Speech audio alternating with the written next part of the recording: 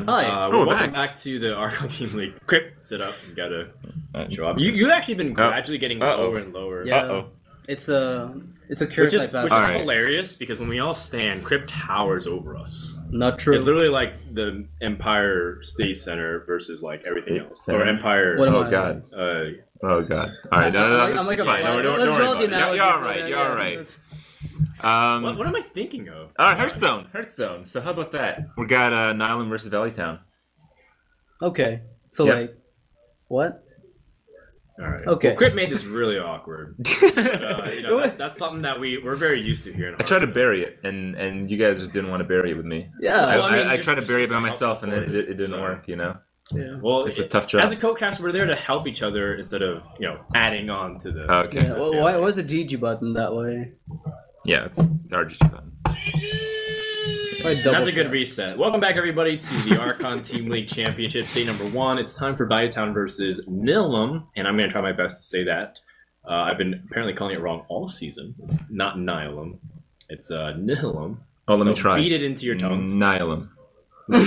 Nihilum. All right. Well, I think I nailed it, so I'll just keep calling it that. You're pretty good, Crip. Turns out you're pretty good. Yeah, it's good. You're good at talking. Yeah. We have one more match, and then we have Jeoparino, and then we're done for the day. Just like that. But each match, it does feel, a little bit grueling. There's a lot of intensity to it. I was talking to Strifeco, and he was like, yeah, I was really nervous. He's like, I was worried that we were going to lose momentum and then get cornered when I got benched, all these different things. Yeah. Well, they were in that bad spot. It's just Ecop got the right cards. He played it right, and really, it was just circumstance. I mean, Gara had one line of play that he thought was correct. I think you can't really argue that he was wrong objectively, but it certainly didn't work out for him. It didn't work out, and then there was also other instances, like every game that they were talking to me, where they were like, oh, he did, like, for example, he chose to charge Druid the Claw to taunt it against Lotheb and the weapon. Right. And that also ended up costing the board for doing that. And so there's a lot of, like, little small, subtle things that people can always argue both ways, but we can use hindsight to always be like, yeah, of course. We just know better. Yeah. We have the hindsight. Yeah. I mean, Crip was runner-up at BlizzCon 2013. I was down in the dumpster. Like, I was like way down. I have a cup. Yeah. Right. That's right. Yeah. So we've been having fun here. Hope you guys have too. Make sure to hashtag ATLC. We've been featuring tweets. Make sure you can get connected to. And I want to also shout out some of our sponsors for making this possible. They've been all throughout the broadcast, but we appreciate you guys been sticking with us. We have one more match, and then we have the Jeoparino, and then tomorrow we have 3 matches as well. We're going to continue the seeding bracket. Don't worry, Templestorm lost, but they still have a chance to go through. Same thing if they lose tomorrow. If they lose tomorrow, they still can win the whole thing. Well, theoretically, right? Even if you lose like all your games in the group stages, you can win. 3. You can win. You said they go you can 3 win the tournament. Yeah, it's just it's far less likely. It's if you look at the overall number of wins that you need, if you end up like last, you need more than the other players. Like if your team wins today, wins again tomorrow, you get like that 2-0. You only need to win 1 more, so you only need to win a total of 3 games. Well, actually, if you go 0-2, you have to only win 3 games. Yeah. So I guess that's true. So the worst part is going 1-2, right? The worst is actually going 2-1 because you have to win 3. Actually, 1-2 and 2-1 both. 1-2, 4 games. Yeah. So you want either first or last in the group seeding. So Templestorm, right? So Templestorm's like best line of play here is to lose tomorrow, just like. But there is, I mean, maybe there's actually some strategy that if we actually think about it, like the first time it's going in my head here, because you can go like 0-2, you still only need to win 3, right? You get to change your decks for the final stage of the tournament. Right. Maybe you just throw your opponent some garbage, and then on the last day you come up with like some meta crushing. Maybe bets. that's exactly what's happening. Or not. Yeah, or not. I mean, here's the reality. If you win 2 games and advance through group stages in first, second, you get at least guaranteed $10,000 per player. That's fantastic. Yeah. So that's what these guys are playing for.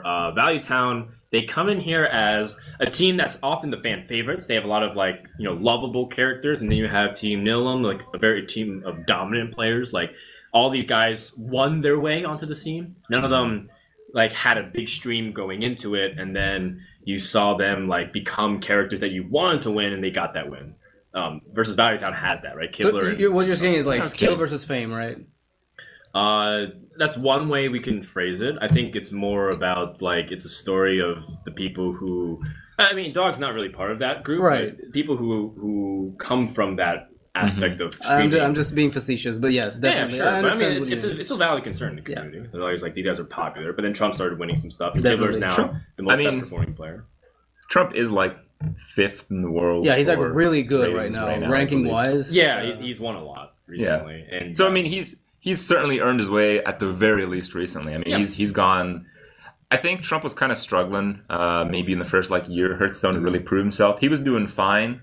Like the 50% win rate area in most tournaments, but because he was an invited player, that's still pretty good.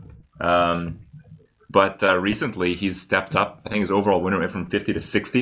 And it's not like that you just won a few more games. Yeah, that's like you won a lot of games to change that ratio. With that many tournaments that you played. So Trump's been killing it recently. After TGVG, I think like he really picked up the game. Anyway. So it's going to be that Nihilum versus Team Value Town. And coming up, we have a video to show you guys before we get ready for our second match. Coming up now. Any moment. Or now. Previously, on the Archon Team League Championship, Tempo Storm gets a little bit lucky against Nihilum. Well, seems like that's the play. I can't see anything else. I mean, Varian Rin, what is it weak to? Like, you know it's weak to Light Bomb, of course. Like, that's pretty much a given. Yeah, at this point. Ooh!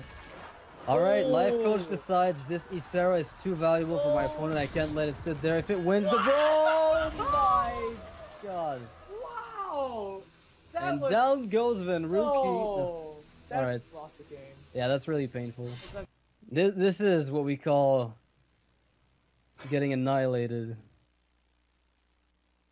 Well, I mean, even though the dude here is very important not to play a hero power. And oh, that is. Dice is bricking on every street, but he's guaranteed lethal for the next turn if he can just not give Eloise any health. No health. No health. And you know what's funny? Dodge the Huskar Joustor, dodge the anti-heal bot. Dodge everything. Alright, what's this gonna be? And oh my god! Oh, baby, it's triple! Breathing a sigh of relief. Okay. Oh, she's like, I can't believe I got this. But Thais is gonna top deck, right? It's just gonna be a counter top deck. No, it might be just a, what could it be? It could be Ice Barrier. And it'll be like just terrible. No, don't say that, Amaz. Don't say that. Don't say that. And oh my! Oh, brutal!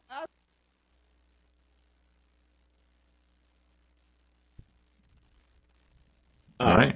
Well, I got lucky twice. I thought there had to be like more lucky and unlucky moments in the tournament so far. Oh yeah, I thought it was gonna be like a montage of like crazy brawl shredders and like a bunch of like unstable portal stuff, but I guess it's like 2 clips. I guess that qualifies like a lot of luck. Yeah, I guess he literally meant a little lucky because that's what it was. Yeah, just a little lucky. Yeah, 1 out of 4. Yeah, so those are some highlights. You guys can always check out the VODs as well. Absolutely, a lot of good times to be shared. But classes are up. Yeah, the classes are up indeed. There's Warlocks. Oh yeah. Interesting. There's a Shaman. I was really hoping he'd start Shaman too. Yeah. Because I think one of these surprise classes are always best. Just throw it out immediately and just win. Just like stun everybody with the Shaman. Yeah, it's happened before. The thing is, Shaman right now, there's a weird, there's a few archetypes. There's the Control Shaman. A lot of people play with dragons.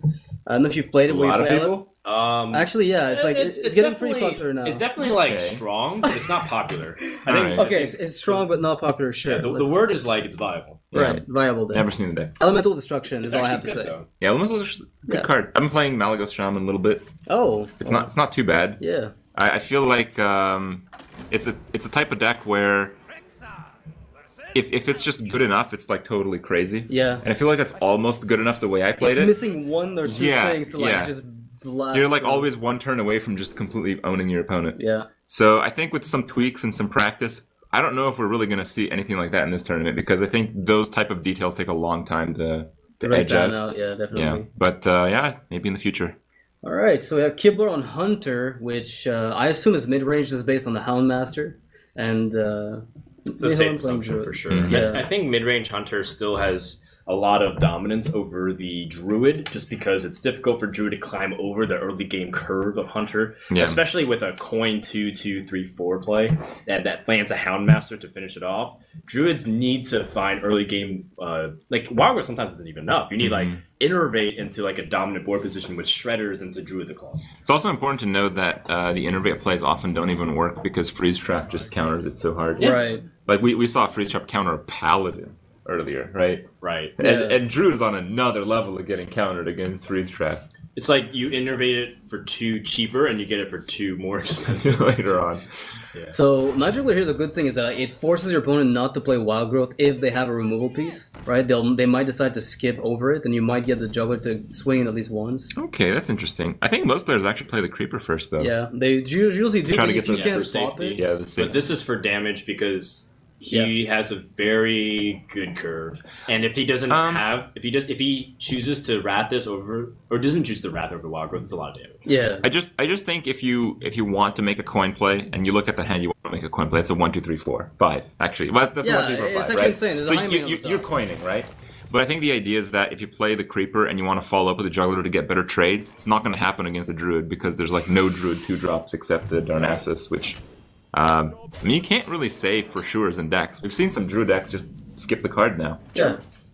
And the thing is, the Creeper might not kill it with a Juggler, so you want to make sure you can kill it with your own. That's a pretty okay draw for Thighs. Yeah, I'm still scared about everything Hunter can do on 3. This is a very big deal because that Knife Juggler will now get another hit, maybe even 2 if it's protected well behind whatever Animal Companion comes out. Yeah. And not to mention Eaglehorn Bow can also threaten the Shredder. Right. So it's just like this problem of too much damage being taken and then you're in trouble. Yeah, but Thighs is an excellent Druid player. I mean, he knows the matchup inside and out. Like, I think he's the only player in ATLC which through the days pre-TGT had a good win rate. No, positive one. Positive yeah, win rate. Everyone else had a negative win rate with Druid. Yeah, so Thighs knows how to play the class. It's actually what made him popular back in the King of the Hill days. He's a double winner. Wrath. I mean, back in the day, Tice was one of those guys who won 5 Zotac Cups in a month. And there's only 4 weeks in a month, normally. He actually won an EU and an NA the same day. Yeah. Wow, I didn't know that. And that was like, and then he won 10 King of the Hill show matches against like Strife Crow and like all these other really dominant players. So, and of course, RDU did the same thing, like in terms of earning his name. And Life Coach this year has been one of the players to look out for. Ooh, what about here? Houndmaster on the creature with taunt. And just do you go? The problem is the Drake being up. Yeah, the spell damage is so threatening. Yeah, but you've seen 2 Wraths, so there's a swipe left, and that's about it. Maybe Living Roots. So maybe you wouldn't care about the swipe if you play Houndmaster because you put. Then again, you would pop the Creeper. Yeah, you have to kill the Drake. Unfortunately. What if you just kill command? You're Loatheb in next turn probably. That's a great point. You could kill command. If you buff the Misha, well, then swipe's not as big an issue. Yeah, so swipe's still not really an issue if you kill the Drake here. Yeah. Swipe's still an issue. Like, you just swipe the Houndmaster and then take 6. I think you're okay with that thing, because you follow with Loatheb, and then you have more damage from the hand. Wow, that's a lot of Loatheb's going to run into the Ancient of War, though. I think Thice can stabilize this game. He's got the heal as well, so he doesn't get attrition. Yeah. I think, should the double Wrath, I don't know if that's a play that a lot of people would have made. I know myself, I might have just Wrathed for 3. The double Wrath is what allows him to actually keep up, because drawing cards with this Wrath is basically guaranteeing that you can stay in the game for the long term, as opposed to just getting punished right away. Wow. Thorson opens up... Kill command kills it. What does it open up for the next following turn? Shredder, Swipe, Darnassus. Yeah. That's a play. Oof.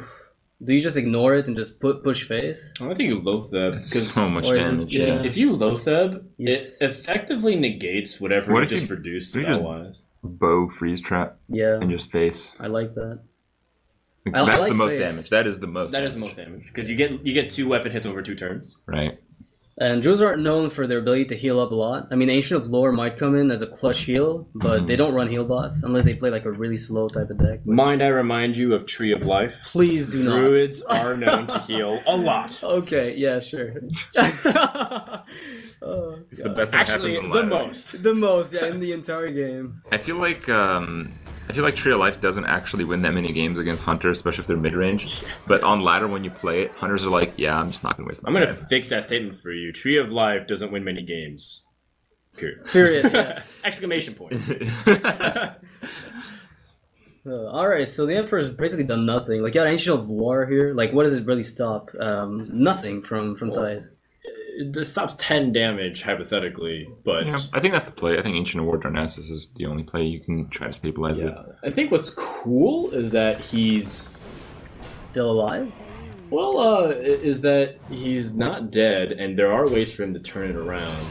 But he's going to definitely need to get a little bit fortunate. Whoa, Kibler with the tracking. I'm what if liking it this. gets that owl for the lethal? Yeah. Mm. That might be a good consideration. I mean, like, your curve would probably either way consist of a kill command being sprinkled in with either trap or hero power. If you unless you want to play the though, bow. If you're tracking, though, you can't use the bow. Yeah, that's You the wanna issue. use the bow. But if you're tracking the owl, you just win. So I think there's a pretty easy choice. If he has an owl in the deck. Yeah, that's also a possibility. He probably might not have an owl. Yeah. Oh, there he goes. Hunter's Mark. Here we go. Almost. Hunter's Mark. Let's do this. Oh, What? instant what? It just automatically We didn't even tracking said draw your next Iron Beak owl. Wow, that was ridiculous. Thank you, Spectator Mode, for this golden moment. This was How did this he was even great. click that so quickly?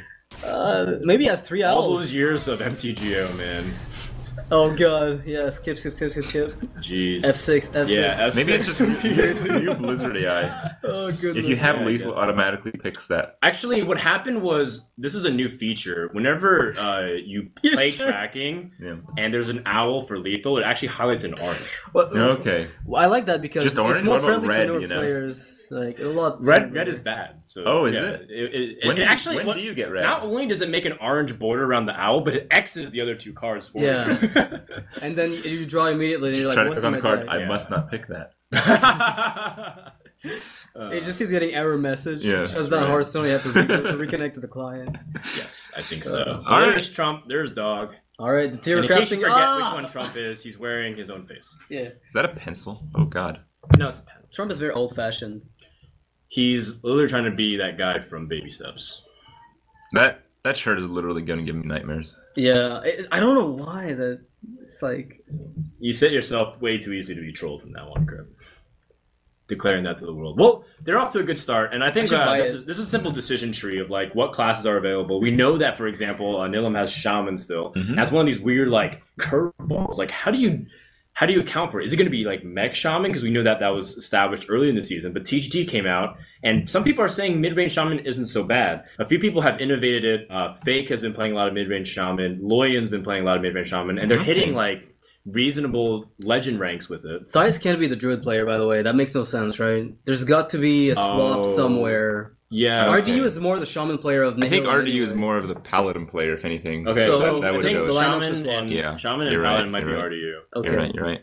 The other thing that I'm kind of noticing is, often just post expansions, people often get rewarded for playing just really wild decks. But in this format, I mean, you only take 1 game out of 6 with a wild deck, so it seems like the risk might just not be worth it at all. In the sense that it can get punished a lot easily, right? Yeah. And so if it's RDU playing that Shaman, I know RDU has really loved Mech Shaman. Yeah. And maybe he's found more inspiration through some of those. Like, what TGT cards would even help Mech Shaman? Mech Knight. Yeah. Ancestral knowledge for top decks. Actually, Maybe Ancestral for knowledge, top right. Clockwork Knight. Clockwork Knight, sorry. Yeah. Thank you. You'll giving me get hype wrecked in for Jeoparino. I'm going to get this Not by me, though. By Notches. So what are you going to do with your $5,000? I don't know. Okay. I don't even know if I can win. I Buy haven't a played- razor. I haven't played the cards. Oh damn! Shots fired. No, I haven't really I haven't practiced enough this time around. I think Crib might take it to be honest. I don't know. All I right. don't think so. I actually practiced Clockwork it. Knight. I don't even. Okay. Yeah. There it is. So Mech already Knight. 100 points for Noxious. We'll start off there. What? I got that one right. And Crib. Actually, let's just make it even. Negative 100 for Broden. We should just tag team versus him, you know? Actually, yeah. Let's combine our 2v1. points and split the prize money. Yeah. That sounds fair. That Yeah, it sounds fair. does. All right, speaking of fair, we have Life Coach playing probably Patron Warrior and Dog on Druid. Yeah. Have we seen Druid from Dog recently? Well, he was known as a Ramp Druid player back in the day, Yeah. but I don't feel like I've seen it modern Druid from Dog. He's played like Rogue and he's played Mage a lot. Yeah. I spoke to Dog about Druid, and he said, I hate the class. I'm tired of it. I've played too much when I first started playing. So maybe TGT revived it in some form or another for him. But he didn't seem like he wanted to go away from Rogue and Mage. Like, those two have been his core classes for a while now. Yeah, the problem with Rogue is that it's become even more volatile because a lot of decks have shored up even more of their early game, and that's where Rogue struggles the most because they're stuck hero powering. So it feels like Rogue's not in a very good position. It's almost certainly the bottom deck right now in terms of team conquest, I think. But I don't know. Maybe we see one Rogue. I don't know. Oh, no, we've seen... I told you earlier, I've literally not played against the Rogue at all since TGT. Yeah. Like in Arena or in... Oh, in Arena, I play against the lot. Yeah, every time. Because it feels like it's actually the other way around. Like, Rogue might be pretty good in Arena. Yeah, it is. Yeah, maybe one of the best classes. It is one of the best classes because it counters Paladin so hard, and that's gone up. But anyway, we're talking about Constructed. Rogue, never played against it since TGT and Constructed. I'd be kind of sad if it didn't make an appearance at all in the finals. But, I mean, we've seen the 4 teams, and even though we know the deck lists, there is a possibility for them to submit Rogue for day number 3. Assuming someone between now and the next 48 hours, they can find the optimal Rogue list that can completely destroy the field. Yeah, a lot of people seem to think it would be like a modification on Oil, where you just take the oil deck and modify it a little bit. That's kind of been the case how it's survived since GVG. Pretty much, yeah. It hasn't really changed much. Thrived. It's not really survived. Yeah. Rogue's just been fairly good since GVG's introduction of Oil. It hasn't... I mean, Rogues did get a weapon in TGT. Yeah. It's just not one you want to Blade Flurry most of the time. Yeah, it's so they awkward. They actually got 2. They got Poison Blade, the Justicar True Heart buff. Oh my god. Off the hero power. Oh, yes. You're right. The Justicar. The crazy weapon. In the 2/2 Rogue. Weapon. Like the Buccaneer for 6 Wow. mana. Yeah. That's right. And you think you'll lose at Jeoparina. Yeah, you know that more than I didn't even think of that. Like, you surprised like every person watching right now. It's like we're setting up the player PC right now, just making sure we can set it up. I heard some of the players were saying that there was maybe like a mouse problem or whatnot. At least that was the excuse Hype was using. It's like, yeah, man, the mouse wasn't working, so I clicked on the execute over there. I've heard of Arena use that one before. Yeah, maybe it lives through the team. It is. We actually do that in our morning pledges. We don't pledge allegiance to the flag. We pledge allegiance to our excuses. Oh wow! That's a good way to. You can never quite lose that way. But he was right actually. And he was one of the tournaments last year. He tried to like kill command something, but his mouse died. Work, yeah. So it just hit like a random creature on the board. Like that one. Whether or not it's true, it's just like either the most amazing situation or the most hilarious excuse. Like either way, it's hilarious. Yeah, it's a win-win. I think so. Yeah. All right. If not, we should give him an Oscar for acting. All right. Well, no doubt, patron from Life Coach. I think I have not. Like I tend to see what other people are doing. Every time I've seen Life Coach playing the game, I've seen him play Patron Warrior. These days, yeah. Yeah. It feels like it's right up Life Coach's alley with a lot of counting and whatnot. Dog, in the meantime, pretty reasonable hand. He's got some early ramp. Not as guaranteed with the Aspirant versus the Fiery War Axe, but he still has the Innervate, so that allows him to grab early tempo.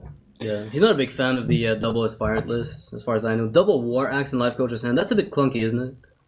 Or it is, but I think like we saw patrons cut back on the one War Axe, but I think that was largely because they were just facing other patrons, and just a lot of other. Put Harrison instead. Yeah, makes sense. But these days, you just face off against very, very aggressive decks, and I think the Fire War Axe is very important to staying alive in the mid and late game. Yeah. It's weird though because War Axe still has some interesting interactions with fast decks, like.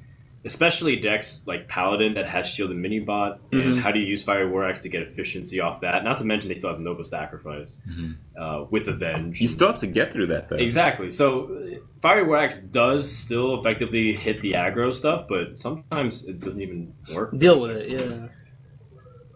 I mean, in this case, it's probably the best. Life Coach looks really stressed right now. It was a breakfast. It was really good. Okay. Yeah. Or it wasn't good at all. Is he thinking about his breakfast? Because I am. I don't think he's thinking about breakfast right now. I have a feeling he's actually thinking about the Hearthstone. He looks livid. And probably. Okay, so it's very clear that he's going to Fiery War Axe this thing down, right? No, he might just go like... No, he will kill this. It's about his follow-up plays.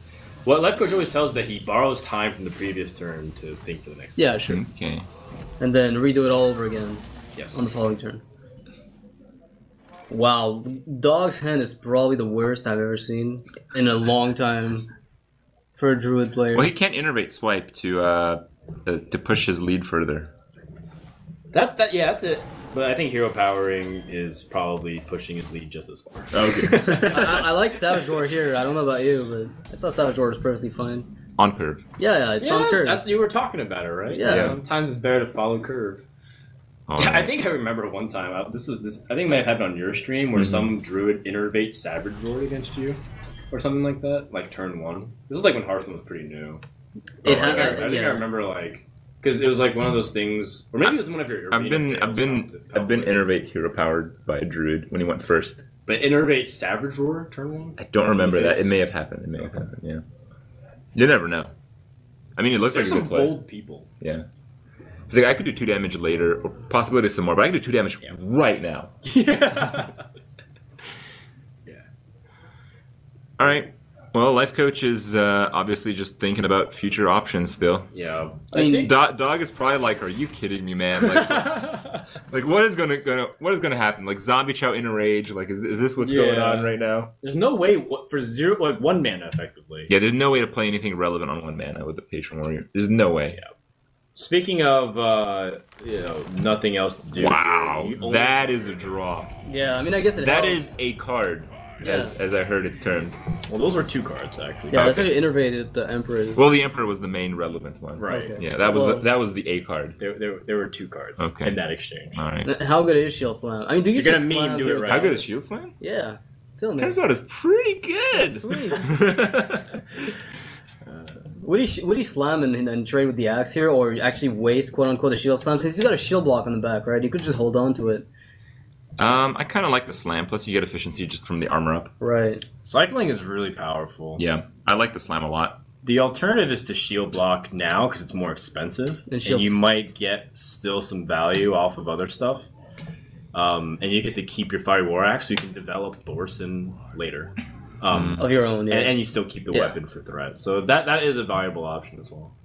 And in fact, the more I think about it, the more I kind of like shield block now, because you already got the damage in anyways, so that Battle Rage is live. And the more I like slam now. Yep. Oh, Life Coach knows. Oh, what happened? Oh man, The mouse glitch.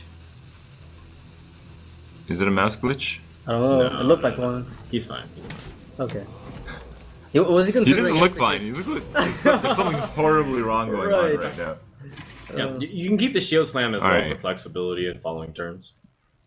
I'd say like watching Life Coach, not the actual game, is like the most entertaining part right now. Yeah. This is like if he'd kept the innervate, he would actually be able to play Dr. Boom right now.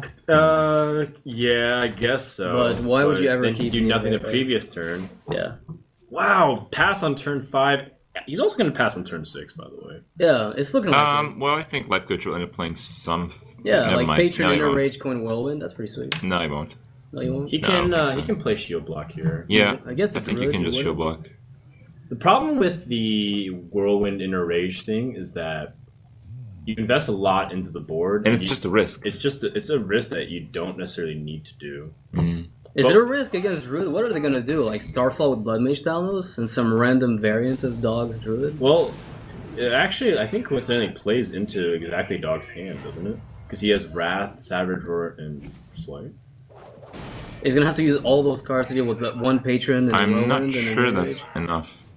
I mean, maybe he's able to. Yeah, You're right. Swipe He is Wraths bad. one, Savage Roars the other. Oh, yeah, you're right, you're right, So it's you're like, right. actually, he just dumped 3.5 cards, and I dealt with this. With 3. Yeah, with 3. So, in a very odd way, Dog has perfectly countered this.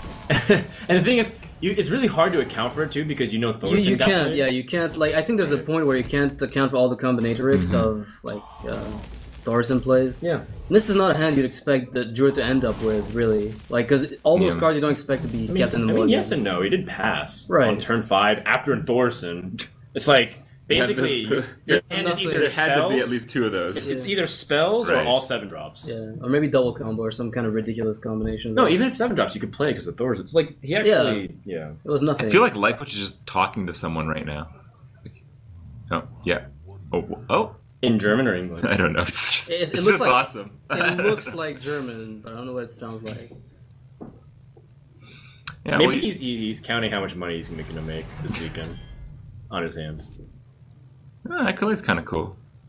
Yeah, I mean, you've seen a Wrath. Give it a shot. You haven't seen Keeper, though, so maybe you're a little Yeah, worried. you want to get at least one draw. Yeah. But there's no way to ensure it if you hold on to this. I mean, with Acolyte. Keeper, though, it would actually allow you to use the Acolyte to smash into the Keeper and then Battle Rage it, so you would at least get one draw kind of by proxy. So I don't know. think that's worth it. Yeah. I think you just armor up here. I mean, there's a chance that Dog wins, because his turn 7 is actually pretty sweet. But, I mean, Life Coach still has answers. This is a cool play. So his opponent just used swipe. There's like little chance, and a Wrath. There's little chance that he can answer this directly, and even if he does, he's giving up a big portion of the turn. Yeah. And can't develop Ancient of Lore. He's recognizing that this is like the turn that Druid wants to turn it around. With big draws. But with that Shredder draw, it just makes the swipe play much better. Yeah, but Life Coach's play was definitely the right one, right? Because it forces the Druid to have the answer, and it's unlikely he does. And Dog just happens to have had a really good Emperor early. I think the main answer there was actually Drew the Claw and Charge. The give to the Fire War Axe. Right, I mean... Well, anything he plays does. Yeah, that's the War Axe, of course. And the Shredder gives better sticky minions, but he gets to keep swipe. I think another argument to be made is that Life Coach's play just forces Druid into tough positions, even if he had really good options like Dr. Boom and Ancient of Lords. Like, well, I have Frothing Berserker out. And I think you might consider Shield Slam here because you just won't have much armor later on, and your health is pretty precious. Yeah, that sounds like a good play. Yeah, and you have Execute to deal with bigger minions, so I too, gentlemen, am okay with that play. Incoming Millhouse Mana Storm. Is that the worst option? It's pretty bad because it yeah. can push for damage as well.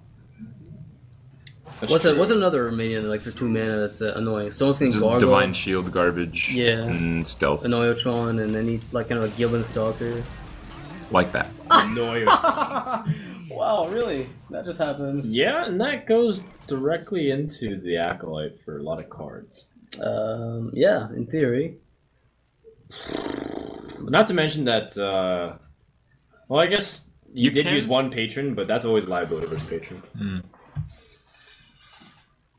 What if you just drew the Claw and Wrath?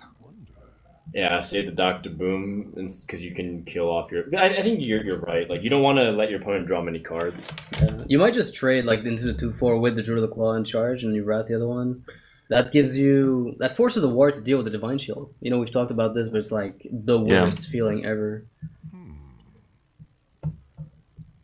A very back and forth game so far. This has been a really cool game, actually. Considering the awful draw from Dog initially, that ended up paying off. It's not like Life Coach has had the most... Life Coach is feeling the heat from Dog right now. Wow. Yeah. That's right. Oh, man. And it's not just from Texas either. So much. Like, the weapon clog is unfortunate, but I mean, it's going to compensate for the fact that he's going to have to smash his weapons repeatedly into the Anoyotron. Well, he can take some damage because his opponent's on one card, and he already used a Savage Roar, so it's unlikely he has combo. Yeah. I think he might have opportunities to set up like Deathbite, Whirlwind stuff. He might get like I think you have to execute though. Yeah, and it's gonna get punished if he executes You here. can Shield Slam this first. I think Execute's more valuable, so I think you can hit the Deathbite into the Noyotron, and then armor up Shield Slam the 4/2. Don't you want to hit the 3 attack weapon into the Noyotron and then Deathbite? But then how do you trigger the Whirlwind effect? Unless you want to equip I don't think you need to. But then you can't draw with the Acolyte and then Battle Rage next turn. Yeah, maybe setting up the Deathbite now would be better. I know your inner value machine from Arena Crypt is going crazy right now. Yeah. I gotta admit, man, that's probably... I think you're right. No. But I still wouldn't do it. Especially with the Execute, right? Because the DAOE can also deal with a bigger minion that the Dog plays. I think you're totally right, but yeah, just so he's saying he doesn't have Keeper the Grove. This ends up being the right play, I think. It's like one of those plays that has a lot of payoff potential, and it does. Yeah. This is really big. So in this case, I mean, this is pretty fine. Like the Deathbite. I think you actually Deathbite and then Deathbite again. No, you just have to attack the Anoyotron and then attack into the Dr. Boom and execute it. Unless you really want to get that That double card drop. I think I like Death Spite. All right. You probably get a 3-card Acolyte and you clear the board. Right. Okay. You can. I could see that. Oh, he's gonna Battle Rage and then do that. You can't double Death Spite if you Battle Rage first. No, I think he. I don't think that's in his plans. Maybe looking for another I think he's AoE. anticipating for like some way to activate the Whirlwind. whirlwinds. Yeah. Or Inner Rage, or Slam, or maybe even Unstable Rule. Like you'd be like okay hiding behind that. I don't even mind it. Like the double Death Bite. A Whirlwind would be so insane. If he gets Whirlwind, he can actually drop Patron and Whirlwind. He's gonna go for the double Death Bite play. Crip, you're a genius. Well, it's only marginally better than the other one. Yeah, but he gets I a like guaranteed play and it's not random. Like, what if things go wrong? You get 3-card Acolyte too, so that's nice. We could use our confirmation bias to say that he would have not gotten anything, got the Armor Smith instead. Yeah. It's easy to be right. Taking that sweat off his brow. Yeah. There. Oh man, worked for that so time. intense. Yeah.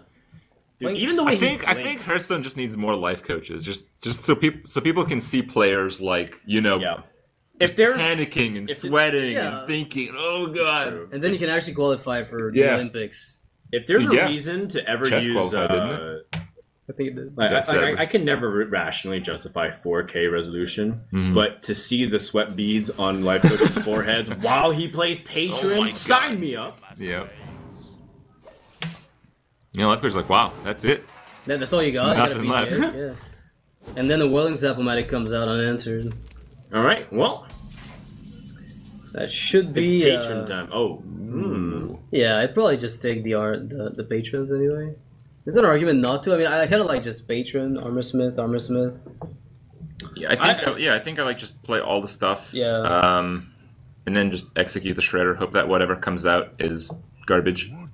I think I like Patron. Yeah, Patron with the executes. You can Battle Rage instead of an Armor Smith though. Yeah, if you'd rather draw like 3 cards, I guess 3 that's cards. fine. Oh yeah, because you have your hero power. Yeah, your hero being damaged as well. There's also there is just Thor's in play as well, forcing your opponent to trade in and then getting like another. What would Dog trade though? Would Dog trade? Yeah, just because it's too much of a threat with what Thorson can do, and it's very clear that Dog most likely won't be able to kill him over 2 turns. Okay. He needs to specifically hit like Ancient of Lore in 2 combo. That's like his 2-turn lethal. And it's still possible with this wild growth draw. Just needs to draw. Yeah. The Armor Smith will make that a little less likely because the amount of armor that Life Coach is gonna be able to stack. Okay. That's a piece. Now we're talking. Yeah. Now I think you might trade away the BGH. No. There's 9 damage right now. He's at 23, so you put him at 14. Yeah. Even if you drew Savage Roar, assuming he clears the board. And he armors up, you're pretty Yeah, dead. it wouldn't work. Yeah. But the Pilot Shredder does stick onto the board, so it's very hard to remove everything. What about Force of Nature, hero power to kill the Emperor, and you push for 10? You push for 2 extra that way? Yeah. You take 5? Yeah. Oh, man. But the problem is that he doesn't actually kill him the following turn either, because he only has 8 power on board. And he already did use 1 Savage Roar, right? Yeah, it's pretty unlikely to actually draw the other one. I mean, do you play around Patron since you've already seen one as well, right? That's the other consideration. How much do I expect him to have it? Oh, okay. He blinks. Right. He blinks. Life Coach seems happy. Yeah, Life Coach is starting to That's take what he wanted. big control over this game. Yeah, he's like, okay, this is it. Like, this game is on its way out. I've got it. Okay. Definitely, he's got it. There's no way he doesn't. That 2 armor per AoE per minion, that's going to be a bit too much for Dog to go through. I wouldn't be surprised to see Dog just concede here. Yeah, it's just going to get an obscene amount of armor and draw a ton of cards. 8 cards. So that's 5 cards.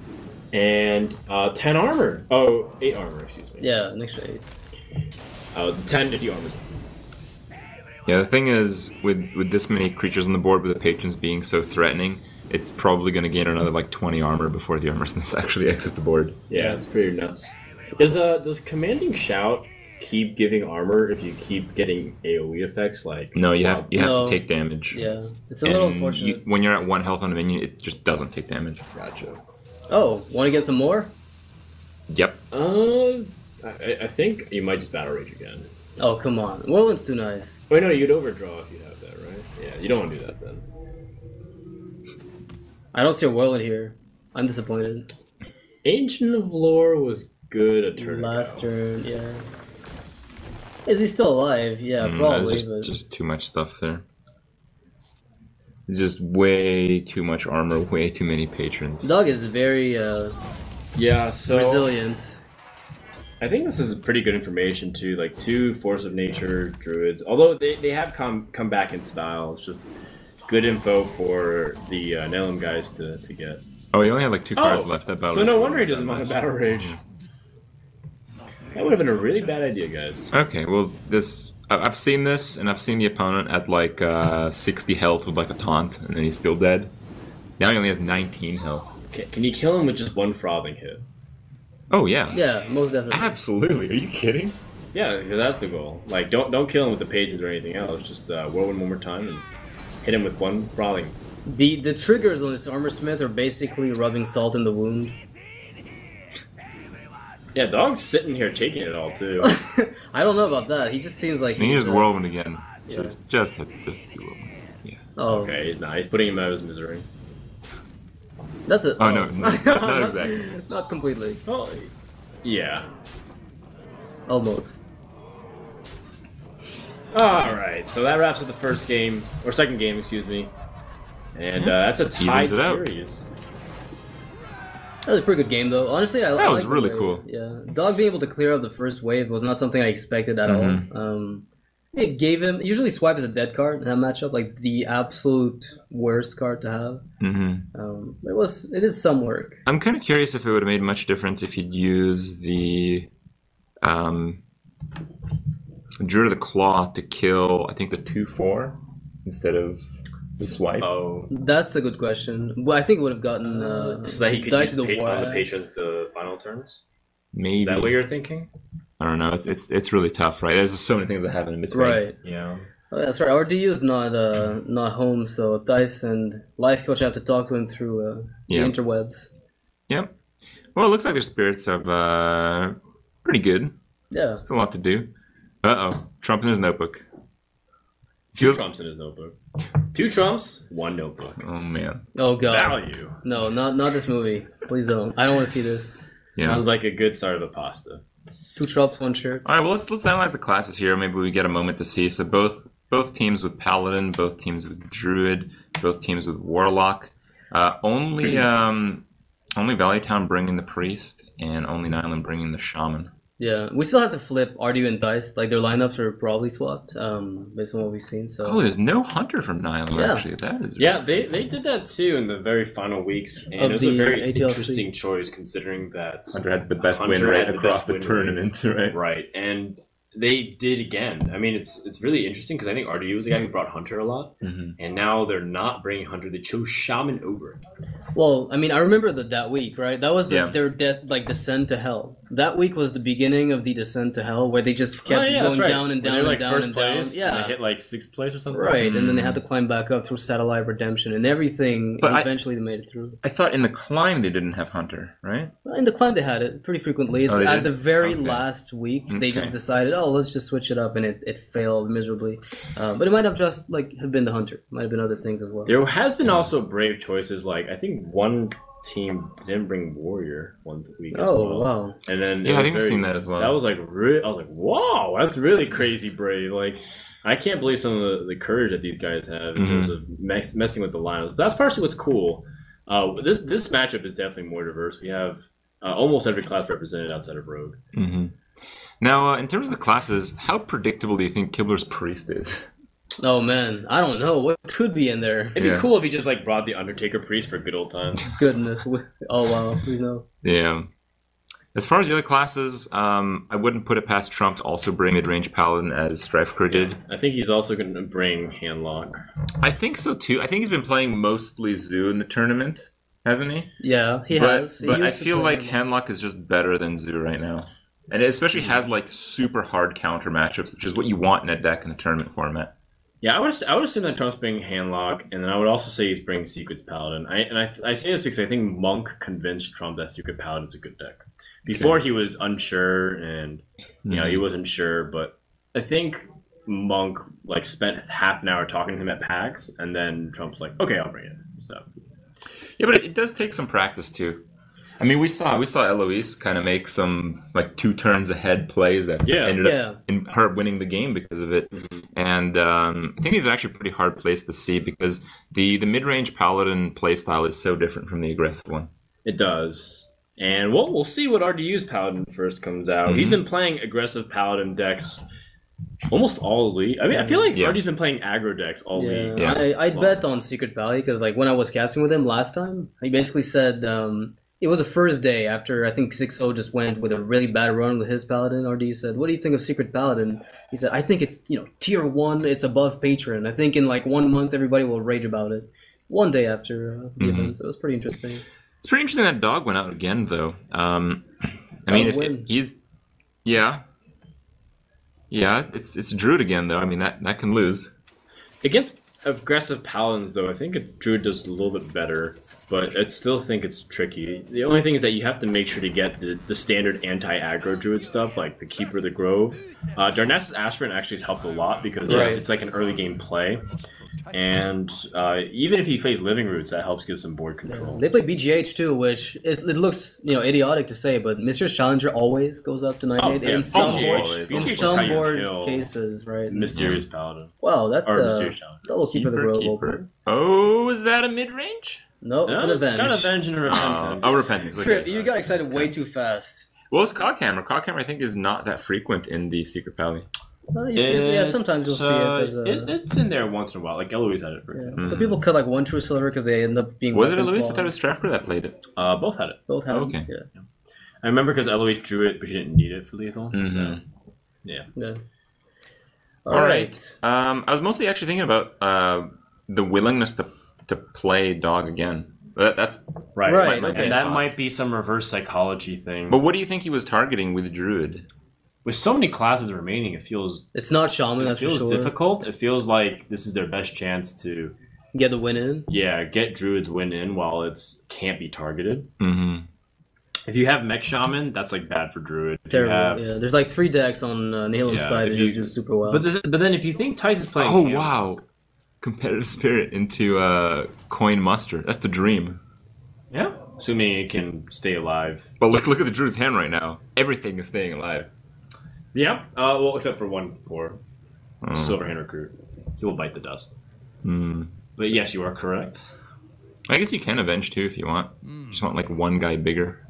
You know what? He's really thinking about that right now. Yeah. Like, do you want Competitive Spirit or Avenge? Avenge is more damage. I think because if you muster and then one guy dies. But if your opponent, it would be on turn 4. On turn 4, he could just swipe your board. You go Avenge. You go Avenge. You go Avenge. Turn 2 Redemption. Competitive Spirit. Turn 3 Muster. You're like full crazy.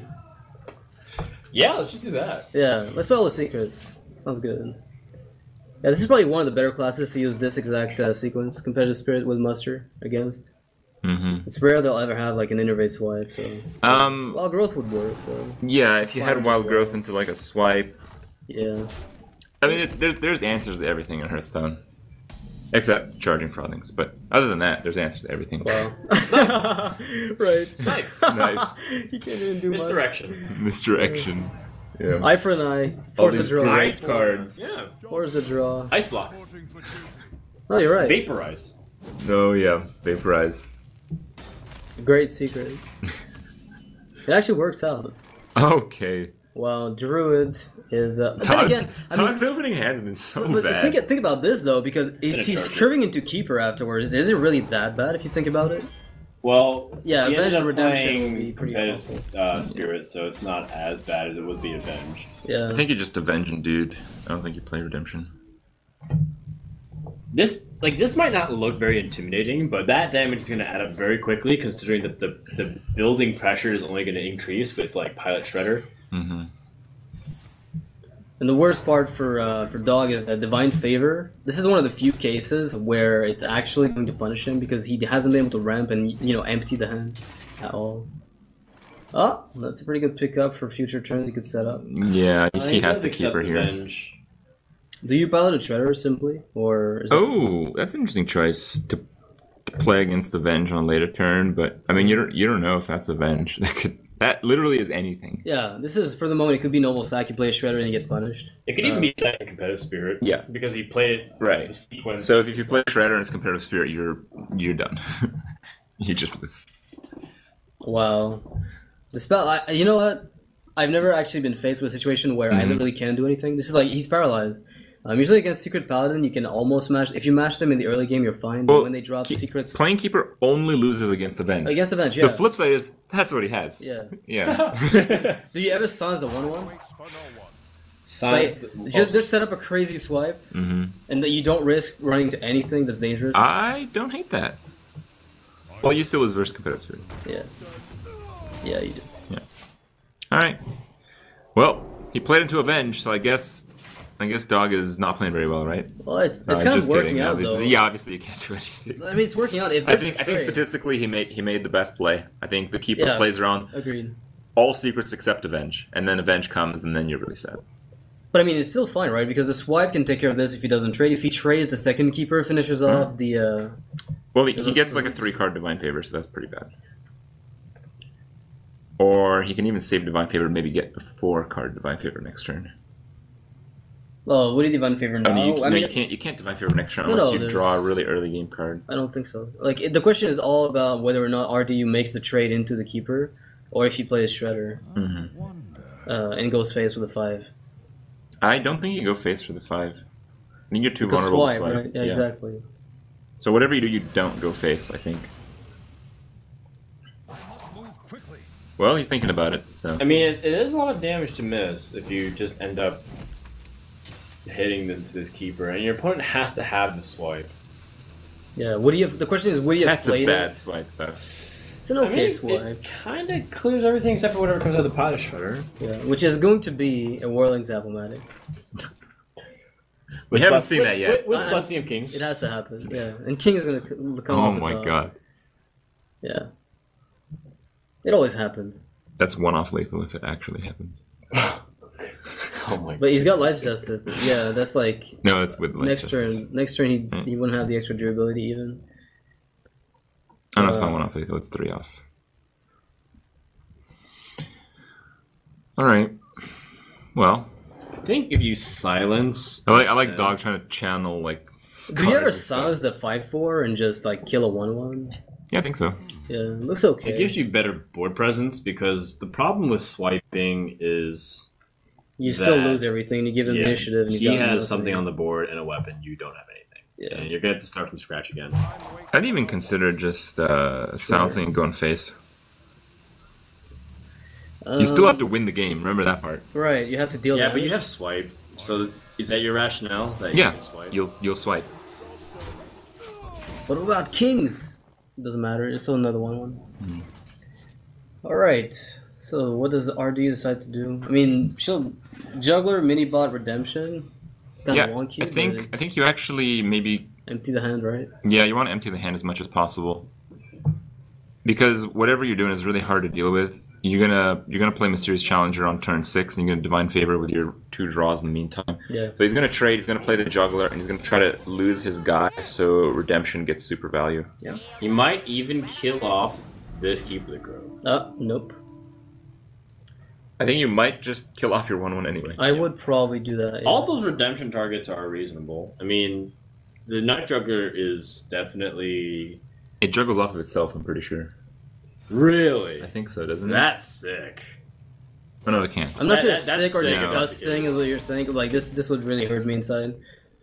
No, it can't juggle off itself. What was I thinking? I think like Cult Master draws off of itself or something. Yeah, in some circumstances when like the entire board is wiped and there's some kind of priority for the player. Yeah, no, there's no way it can juggle off itself. I'm just saying nonsense. I mean, swipe looks like the only play, but it's even good. I mean, Force of Nature is also not too bad. If you're talking about like the least bad play, Force of Nature is probably it. Yeah. But a lot Just of them are don't pretty kill that bad. shielded minibot first. I think he's worried about Noble Sacrifice. That's probably his biggest thing. He's gonna find that it's essentially the same thing. Redemption comes out. All right. Try to kill it Hit the again. Shredder. So Father I Shredder. really hope it's 2 health or garbage.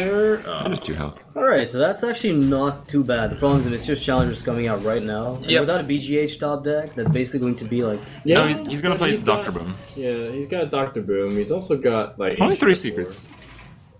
Wait, is one of them Repentance?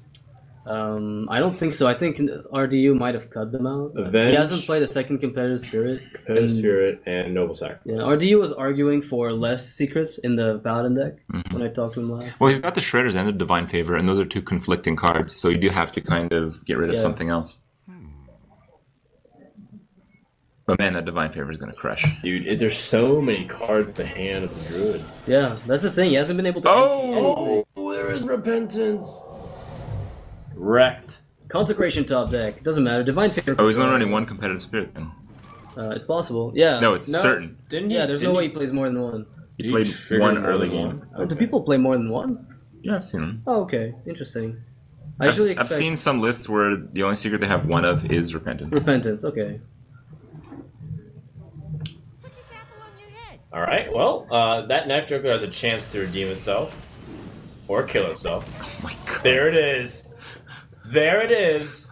And Dog is pissed. Doug will have to go for like a Hail Mary swipe there, right?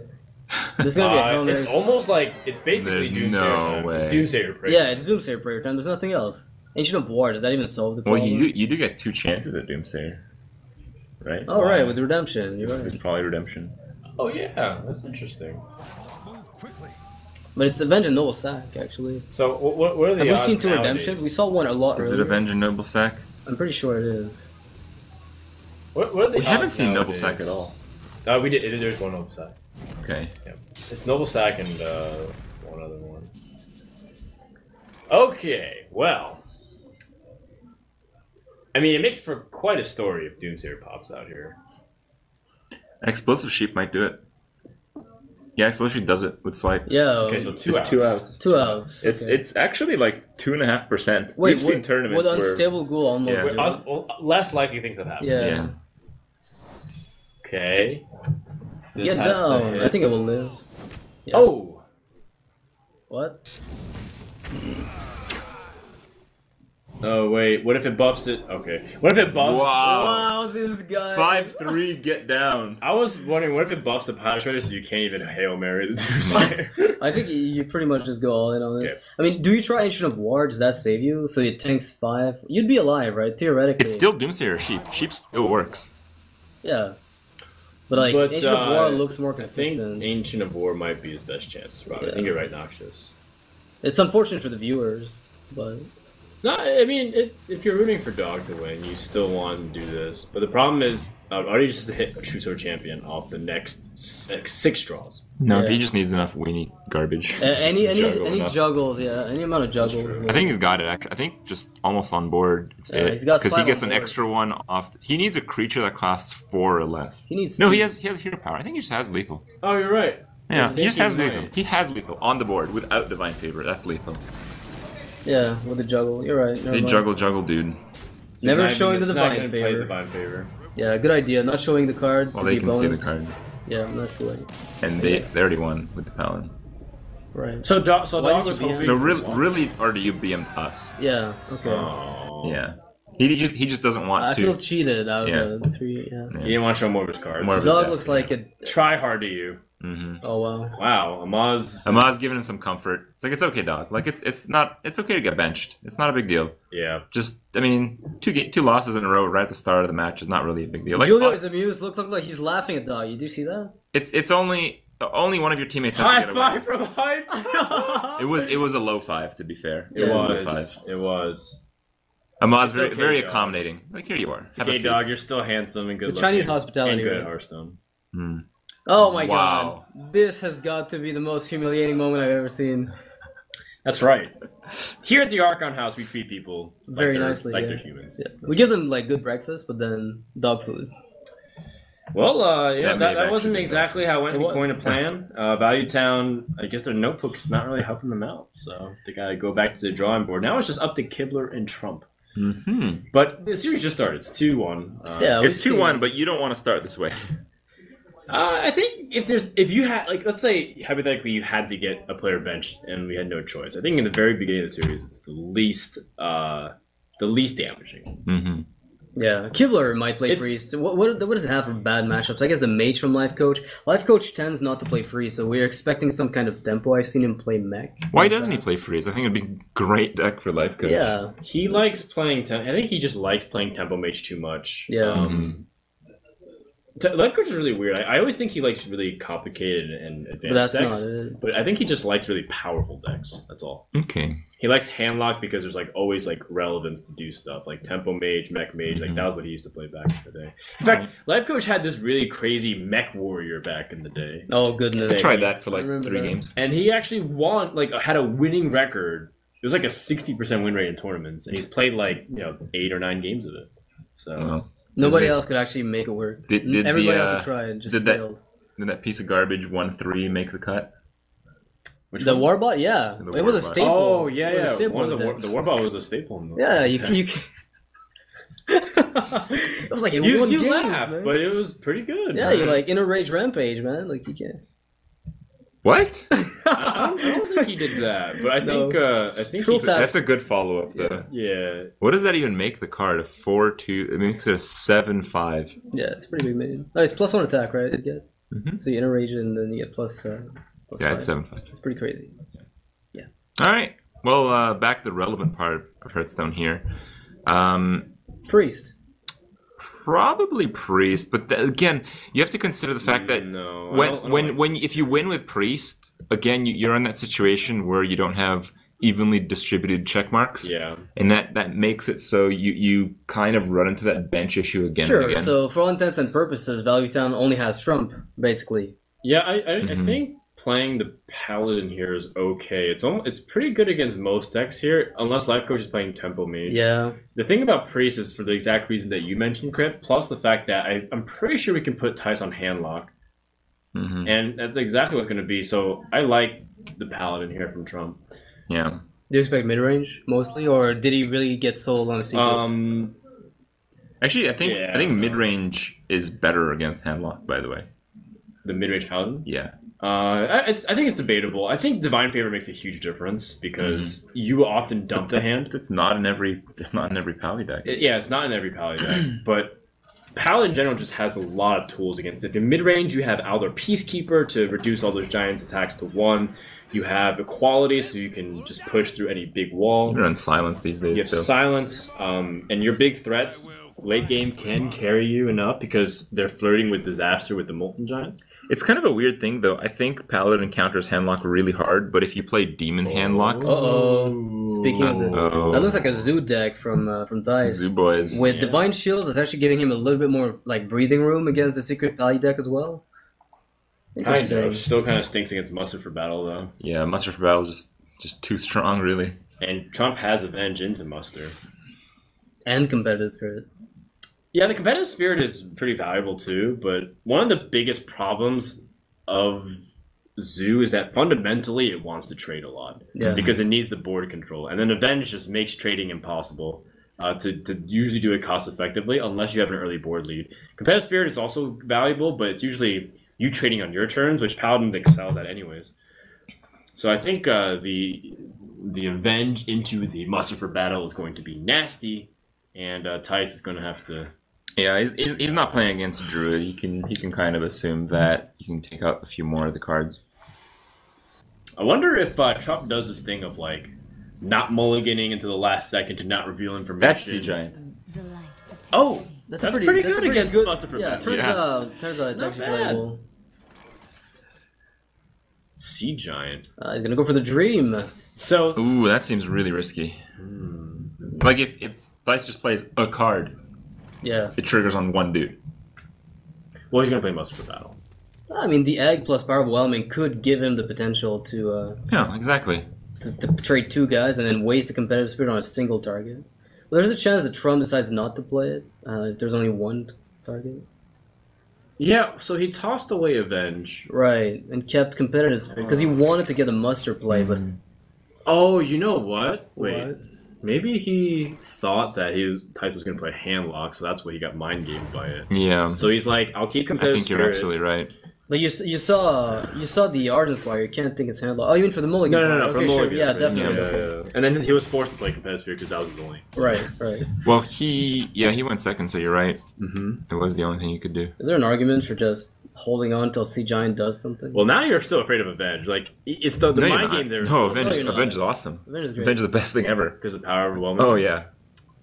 Yeah. Yeah, I guess so. You're gonna trade. You're gonna find out exactly what secret it is, and you're gonna be wondering if you should powerbomb at that point. Yeah, I guess. Wow, so. this is so scary because on the one end you have Tice, being able to get a 4/4. Trump doesn't have a good response, and the worst part for Trump is that the hand from Tice is actually going to be big enough. I mean, small enough that Divine Favor might not see play ever. It's already like something you don't expect against Zoo, but sometimes it gets stuck with clunky Doomguard. Yeah, that's the issue with Divine Favor. It's so strong, but you usually need it the most in decks that it's going to be worthless. right. And terrible. Yeah, you're right. The more I think about it as well. One thing that's also like an interesting side effect is that the more he does this, the weaker Sea Giant. Well, not weaker, but the longer it takes for Sea Giant to come out. That's kind of okay though. I mean, Knife Juggler into Avenge, and you can kill the Voidwalker. The Avenge Over the Redemption? should be. Yeah, I it's would- definitely over Redemption. I would play Avenge way more often than.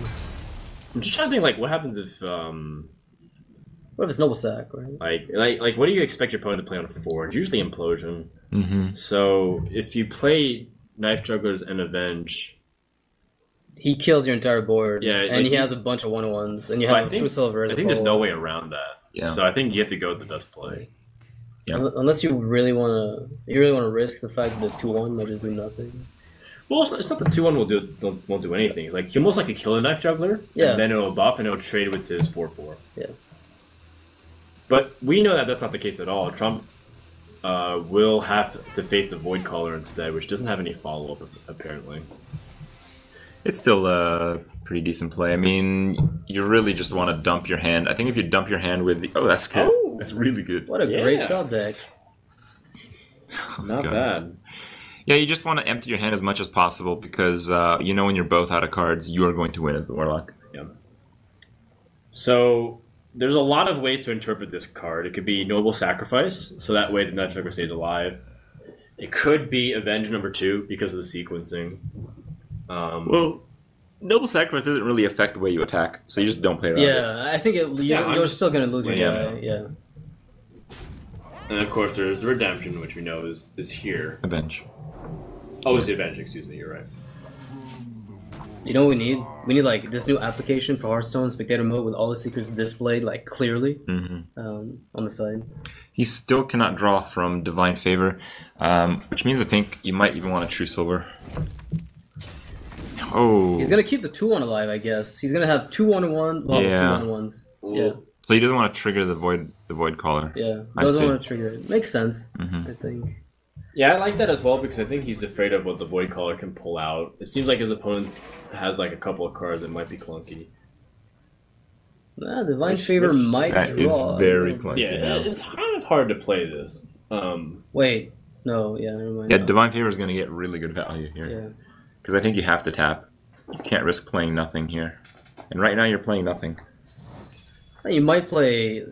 Void Caller. Yeah. Would you without a demon in hand? It's kinda- Now that you know that's Redemption and it's Noble Sacrifice, it's a lot more minions onto the board. Yeah. You're still 1 mana away from getting the dream. But... Oh, that is so that's such a tease. Like Yeah. Sea Giant can't come out until 1 more mana. It's really nice, though. Really nice that he made that play. That's hard to do. And now Trump can basically draw 1 card if he wants. Yeah, and now that he's also exposed to having to deal with the Void Callers, I think the reasoning is I can't actually play around with the demons come out, so I'll just ignore them and let him trade if he wants. Oh boy. Yeah. Drawing 1 card's still better than nothing. Uh, In this case, he's just gonna try to aggro his opponent down, I suppose. Yeah. If Slice actually had 1 more mana, he could play Doctor Boom and Sea Giant. Oh, right, because of 3 minions that come out with Dr. Boom. That's a pretty good life tap turn. Oh my god! Oh my god! That is so gross. Brutalized. He's gonna pull out the Mal'Ganis. He could have pulled. Oh man. This is going to be devastating for Trump. He doesn't even get a divine favor now. Yeah. Denies the divine favor as well. Trump is just, he literally just eye rolled a little bit like, oh, yeah, I expected Mal'Ganis, you know. That was unbelievable. Yeah. I also really like how Trump's sitting in a posture that, you know, squints the eyes of the t-shirt. I've been trying not to mention that the whole time, but I have been aware of this for a while. Like scrunches his face like he's really stressed and all. That's what actually creeps me out of that shirt. Is like when it starts moving and having like facial expression. Oh, he's back. Nope. Now he's coming. He doesn't want to talk. Shut him up. All right. Well, Trump's gonna need a miracle to come back now. Yeah, it's not looking likely. Without equality, he even do that. He can't even kill off Mal'Ganis. No, you can't do anything. Yeah, you're dead. You're just dead. Yeah. I like Tyson Zoo list, honestly. Bringing back Sea Giant and the metagame like infested with Paladins kind of makes sense. That's the mid-range zoo that has a lot of benefit off Implosion. Implosion gives you more minions for Sea Giant, which gives you better demons for Mal'Ganis. Well, that's a huge game for Nihilum because it's not like they just win a game, right? It's they win a game and Valentine doesn't win a game, which means Dog is still benched. And if Trump plays again, then they isolate Kibler. Yeah. It's like that's right. Crazy and then Trump and Dog are in the bench. Yeah. Together. Wow. Like he could even play Dr. Boom in his board and have just ridiculous power. Even if he couldn't win that turn. Yeah. What a game. That's 3-1 for Nihilum right now, and well, you know, things are not looking very good for Value Town at all. Yeah, I would consider just burning the notebook. Yeah, it's not doing any work. It's doing the same exact thing as it would otherwise. Yeah. I need to get another glimpse of that trophy there in the middle. Pretty good stuff. And before somebody runs away with it?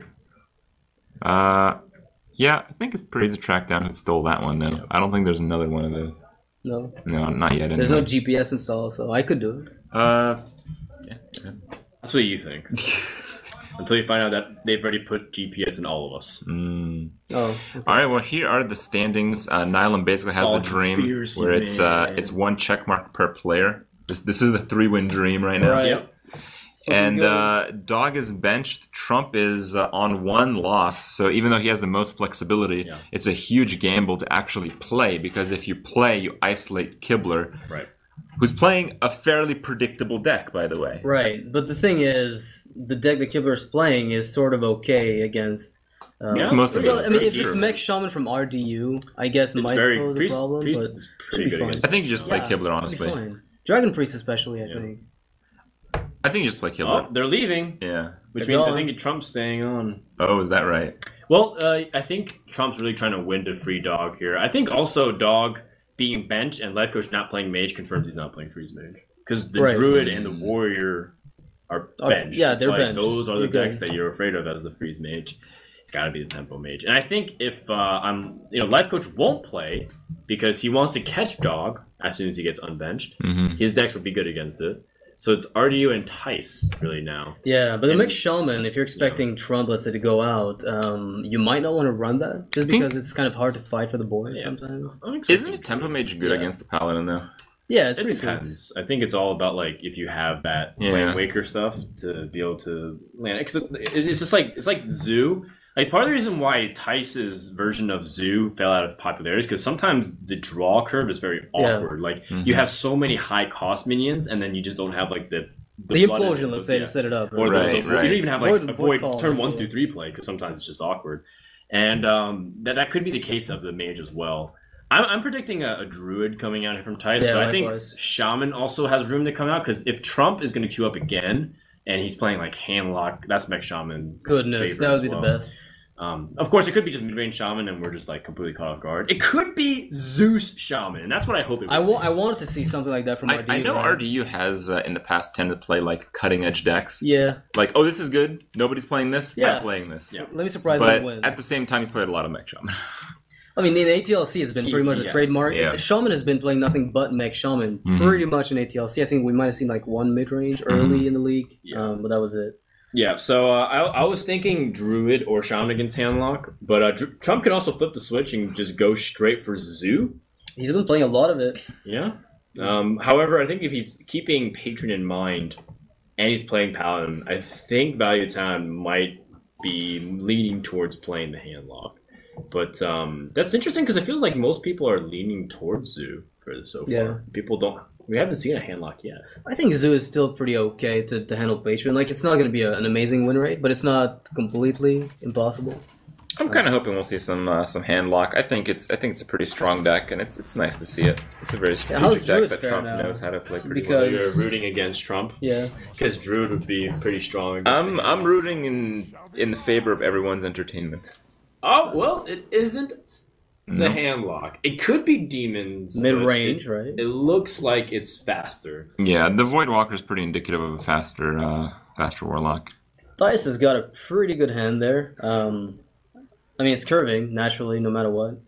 And he could ramp up a little bit for free. Mm-hmm. The problem with being on the coin under Ness's Aspirant is that if your opponent can magically deal with it, you're out. Through Abusive Sergeant sorcery, Yeah. you just have no turn 2 play. Yeah. So you can coin it out in anticipation for Shade of Next Rammus, but then you're really sad with it. Yeah, you might also play it on turn 2 like you would Wild Growth, say, in some cases. But then you're also in this weird Then it's even more likely to die. Right, To it's die, even more likely to die. I think you have to coin it.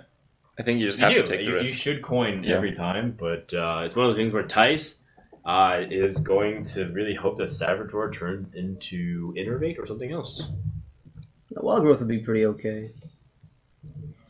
Wild Growth is okay. Yeah, but there's so much ramp in the hand, though. Wow, he actually throws away the Pilot Shredder as well because he's just not that confident in this Aspirant to stay alive. Well, so far, I mean, if there's an Abusive Sergeant coming up, he'd be right. Yeah, he pushed really hard for something that wasn't the Shredder. I think you'd even powerful on the future of though.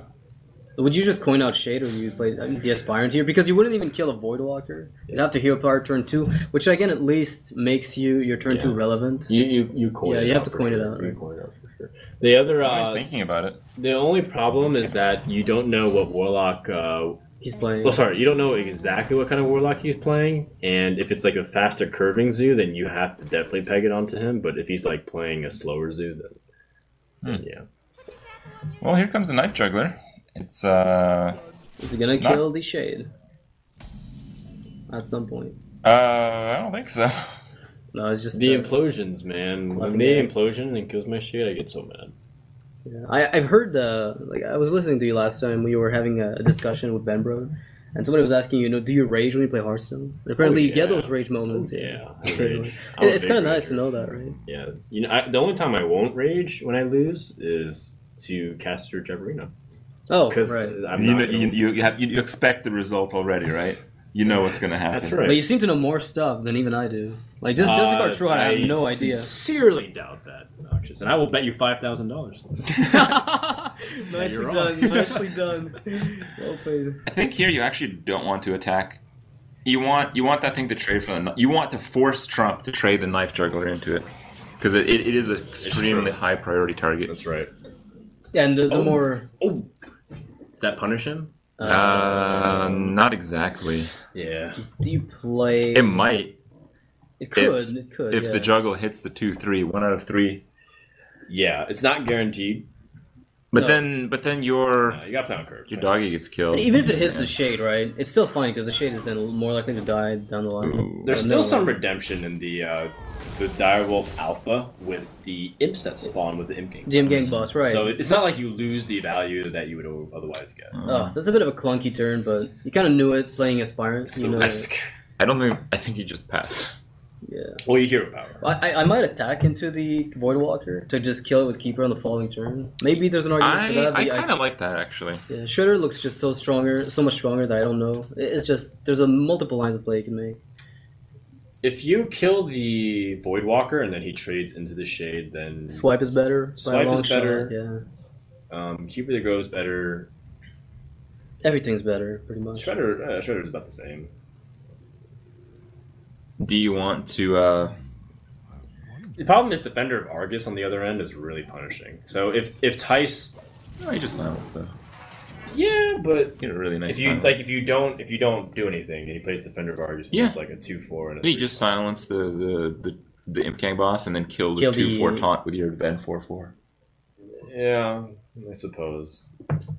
Ferdinand's not convinced. It's still the same effect either way. Yeah, you kill the Voidwalker. Because you kill the Voidwalker either way. Yeah. So Trump picks up the Hunter Creeper, and I think now he can just set up to make sure that he can use the Direwolf Alpha effectively. Yeah, the Direwolf How is do a you bit place clunky. the Rubian Egg though? You don't. I don't know if you want to play it beside the Haunted Creeper. I think you play the Haunted Creeper on the other side of the taunt here. Ooh. Alright, so he wants the 1/1s if they spawn to actually spawn near the egg. So Yeah, can you actually want trade. the 1/1s to spawn near the edge. Yeah. But you want the egg in the middle for flexibility. Because you might want to doggy one side or the other. I think that's the idea anyway. Yeah, I think M-Gang boss, no matter what, we agree goes in the end though, right? Because of the way the 1/1 spawn, yeah. So this is some breathing room. Your opponent loaded up only 1 power onto the board, so I think you can take your turn developing Shredder. You don't have to silence, but I would not blame him for feeling the need to use Keeper to go to silence the egg here. Yeah, because I think when you swipe, if you want to kill the Nerubian, you are enabling all sorts of things, right? You're enabling the Yes. M-Gang boss, and then... Yes. Now there is the other side of that. Shredder is the much better tempo play as well, but it does play into the Nerubian egg, and then you have multiple targets you want to swipe, which makes it very difficult to get effective trades. Yeah, silencing the egg seems like the safer play. Yeah. Yeah, you get eventually 4/4 worth of value. That thing's getting triggered some way or Wow. another. And with that Ironbeak Owl, it's the right play because he would have silenced the Shredder Right, and and gotten killed the it. 4/4. 4/4. Basically won the game. Alright, so there's I mean, you can take the trade that's offered and lose the egg, which I guess is not really that big of a loss. You like get an extra 1/1, but do Yeah. you really want to do that? I'm Yeah, I guessing think you it's do. fine. I think you lose the egg and then you attack with Imp King Boss. Yeah. Oh, Perfect. nice. Perfect. Really perfect. Doesn't get much better than this. And you get to keep the Ironbeak Owl, so that way you can get past the inevitable taunts. Mm-hmm. Your opponent might not have many taunts, but you can guarantee that there's probably like Trooper the Claw and other relevant minions. I feel like Swipe is about to hit and do a lot of work. Like the next 2 turns could be Swipe turns if he wants them to, and literally like play them back to back. Yeah, this is directly to play or into Druid the Claw, so you can trade easily. Yeah, playing the 4/2 there. The swipe, I what does don't it even do? know if it's the good. It doesn't do much now, but the thing is, the second swipe makes everything so much nicer. You Man. just play the Drake, Drake swipe but it's would like, be devastating on this board. yeah. Shredder looks like it's actually fine now. I think I like the Shredder over the Drake. Yeah, it's gonna die anyway from your perspective. So It trades too cleanly. The problem with the Drake is that it dies to the 4/2, flame right? and- A 1 yes. drop. So Yeah, I mean, and the Shredder, the 3 health kind of acts as 4 health. could you just swipe the Direwolf Alpha? Oh wow, he's gonna do it. I guess. I mean, what it does is it sets up the sickest swipe on the following turn, and you're pretty much guaranteed to just clean the board completely. I don't know about that. No. You know, Okay. attacking here seems dubious just because you can afford to take that 1 extra damage, Yeah. and you're Yeah. gonna swipe things down anyways. Yeah. All right. That's well, a lot of damage. Do you think he's just going to Yeah. go all on the burst? There's no reason not Yeah. to here. He's gonna put his opponent on the back. Yep. You get a value discard on your Doom Guard. Yeah. Yeah, just the owl. If only it was Fist of Jaraxxus. But unfortunately, the Shade won't die by attacking to the Doom Guard after the swipe was played, right? Right. So he can swipe Hero Power down the 1/1, and the 6/6 kills the Doom Guard. Right. And there's no 1/1 from the The M-Gang boss. Game Gang Boss, Yeah. right? That's actually a really great... Actually, wait, is there even one from the Haunted Creeper? Oh yeah, it triggers after. You're right. Yeah. You can't really stop that. But I don't think you want to play for efficiency here. I think you need to just be desperate and stay alive. You're at 7 HP. Yeah, you have to swipe, right? Like, you just You have swipe the to swipe. Voidwalker and just kill the Doom Guard with a Shade, and then finish off a 1/1. Yep. That's the only play. Value or tempo, that's the only play. Yeah, I think it's just too optimistic to let the Doom Guard survive. You don't. Yeah, Yeah. there's absolutely no reason to. I agree. Alright, so there's a 1/1 on the board, and back-to-back PO, or with another Doom Guard. I guess you but also can. You dual. can Wild Growth if you want. You'd be dead to the Doom Guard. The other Doom Second Guard. Doom Guard. He gets 2 draws at it. You're right about that. All right. But there is Ancient of Lore to keep him in. The only problem is the Warlock Start climbing back onto the board pretty effectively. That's still 2 turns away, though. Void Tear. That is pretty worthless, but you gotta play it. You gotta have something on the board. Yeah, put a 3/3. Forces a Wrath if he has it. Different than Mind Control Tech. But this is a pretty big opportunity for Druid to climb back in here. Looks like you'll have to take a face hit, though. And I don't know if you can just heal. I think but there's too low tempo and you don't have swipe anymore. Can you afford not healing, though? Like, what do you do instead? Because You could do Shade Shredder. Do you threaten your opponent with lethal? You're not on 9 No, mana, but so you he doesn't combat care. the board a bit more, and if you heal later on. Okay, so on the following turn you'd heal? Yeah. Alright, I can see that. Oh wow, that's actually gonna... Oh my goodness, Mal'Ganis. That's mean- probably it then. Well, Not quite. I mean, there's still a Wrath. There's still probably 2 Wraths, right? So the Azure Drake could get one of them, and that would be enough to slow down the... Wow. Yeah, he has the Azure Drake into Wrath to not lose. yeah, but it feels like he's drawn through a big portion of his deck already, so it wouldn't surprise me if he hit the Has he? Wrath. Yeah, he's drawn quite a few cards. But that's not the one he was looking for. And that's gonna do that it. should be it. That is absolutely it. Trump's gonna take it and relieve Dog off the bench. That's very important That because is he also extremely avoided relevant. the bench for himself. Yeah, he dodged right? the bench, which I think is the biggest thing. And Trump seems really relieved, and so does his shirt. Wow. His shirt has been optimistic this entire game. Yeah, he's like, Trump, keep your chin up, you know? I wonder We're gonna if get Trump through this. talks to his Trump W shirt and asks him what he thinks. I think What do the you Trump shirt W? talks to Trump. It's hard to tell. It's hard to tell. I think Hard it's to pretty tell. easy to tell. I just want to see that shirt after like a few laundry loads when it's just cracked and everything. Oh goodness. Old That's Trump. the catch, Trump. He never washes. Oh, I So see. that Smart. way it stays forever. Yeah. Trump W That's is perfect. value. That's the catch for Trump. Yeah. Never waste the Well, shirt. Maz, our host of the ATLC, Oh, you did it. You're off the bench. We'll pull him Look off at that. Look the at the bench. excitement. He's like, God, that seat sucks. All right. what's hilarious is Dog literally comes off that bench to talk to them and the team and then just goes back to the bench. Right, yeah. So the bench is just symbolism Mm-hmm. for Dog's incapabilities in the beginning of the series. Well, it's actually more than symbolism if you think about it, because he's not part of the team discussion on who they should play. Right. Unless Kibler sits on the chair right in front of him and just turns around and talks to him. But then you'd have to go up and down through the house to That's do a that. long time 'cause to they're talk playing matchups. upstairs and the bench is downstairs. Yeah. So they have some downtime. So you're saying they lose 15 seconds Yeah. climbing up the stairs. but and there's a real and impact. 3 calories. But the thing is, Probably more than that for No. some of them. if you rush, if you're stressed, Wow. I think. What? Oh wow. Uh, I think so. Like, there's like the bench rule doesn't seem to matter too much if you can actually like dodge it from this point on. If Dog ends up going out with a patron, he can actually. I would say, like, how does it fare versus Tempo Mage nowadays? Like, does it just fall flat on its face? Patron versus Tempo? Yeah. Well, It's interesting to me. The Tempo Mage is very good if it can snowball some stuff out early because it can actually Yeah, disrupt but the weapons and stuff. We've seen Yeah. the patron warrior kind of tech against the more aggressive decks these days. Like I think all the patrons we've seen so far have had 2 fiery war axes. And the shield box and the shield slam as well. Exactly. So- It's okay, like you're right. the big problems are like when they get Mana Worm out and then they have Mirror Image and then it's Yeah, like, you're right. oh wait, like you'll never get to my minions. No, it's like Double divine Mana Worm shield. and then Sorcerer Apprentice, Mirror Image, Coin Frostbolt. You know, we're done. Yeah, exactly. And then you have to have like Slam and then Executes and stuff in order to kill it off. Yeah. I still want to see the praise from Kibler. Honestly, they're probably It going to will go come for a out. triple It'll check come mark. out. There's no way it It'll- won't come out. Well, especially there's when they just find some out. way where it won't come out. Well, it'll be like one of those things where like if RDU is the shot, like Shaman's the last class, and then the priest will definitely come out there. Yeah, all right. But they could just get totally wrecked and it would never see play. Well, now that the handlock is out of the way, Shaman got a lot weaker. A lot weaker. Well, we still don't know what shaman So- it is, but if it is mech, yeah, Well, definitely. I It's feel like- just almost. I feel like the shaman is always like pretty good against the patron warrior. Well, Yeah, it's decent. It's pretty yeah, decent. You're right. And Druid as well. So Mhm. it could be one of those things where they anticipate Dog going right back in. They can cube Shaman to snipe it. I think their safest pick is Druid again? actually the Mage. I think from Life Coach overall in terms of win percentages.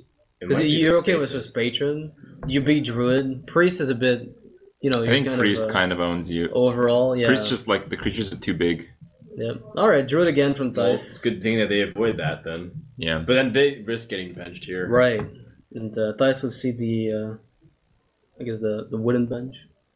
I guess so. Yeah. Now, Kibler's been known for his dragons. That's why there's one on his shoulder from other games and all the rest. And he certainly likes the dragons in Hearthstone. He tries to make them work. Even in Blackrock He's tried Mountain, way too much before Dragon, like Blackrock Mountain. he was trying when it was like Blackrock Mountain came out, and people were like, okay, let's play dragons. And then 1 week later, like, let's not play dragons. Yeah. And Kibler was still playing dragons. Right. He was like, let's make dragons work. And he tried everything from Dragon Mage to Dragon Priest to Dragon Pally, like everything. Right. Yep. Pretty cool. But his dream has come true, and there's only going to be more tools, I think, for Dragon in the future, because Blizzard seems to want to support the archetype. So. Mm-hmm. Well, I think just naturally, there's dragons in World of Warcraft that haven't been released in Hearthstone yet. Yeah. They might just be like, 9 mana, terrible cards that have way too much stats and get BGH'd and never see play ever again. But there's still going to be more of them. Yeah. Yeah, definitely. That's Well, I feel like almost every dragon has had some relevance at one point. Mm-hmm. Yeah, The argument was Nosdormu Joust was like Nosdormu, crazy but good. Nosdormu had some pretty dominant strategies. Yeah, we both know Yeah, about that. I think it's like the best strategy in Hearthstone that ever came about. Yeah. Still more fair than Patron, Yep. right?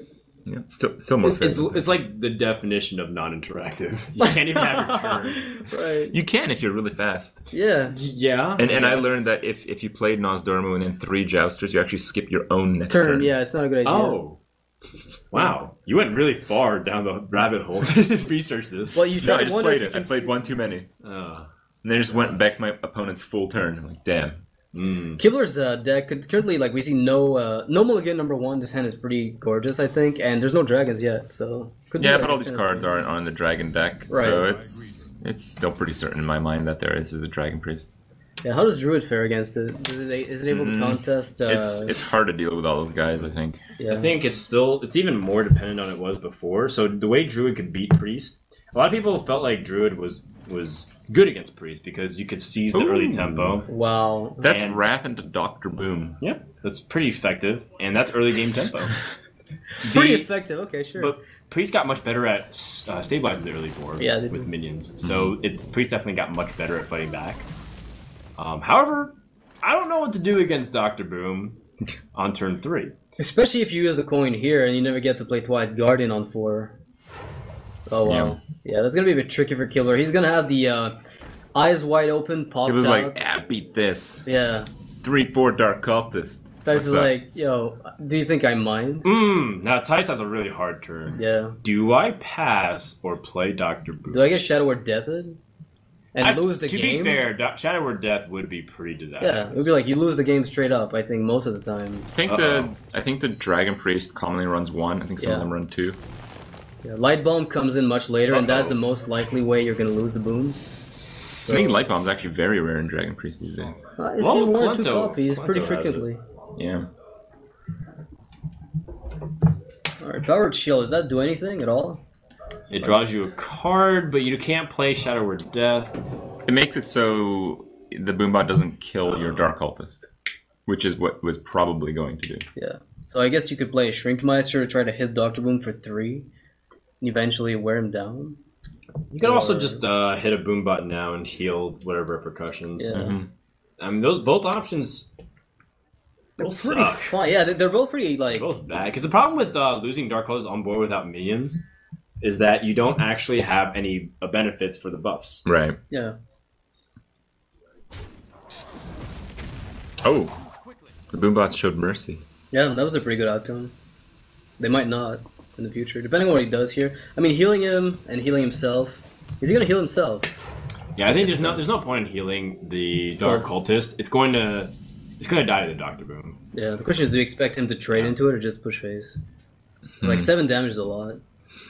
Well, Wrath I Hero think, Flower works. I think the Boombot just has value because you have the Savage Roar.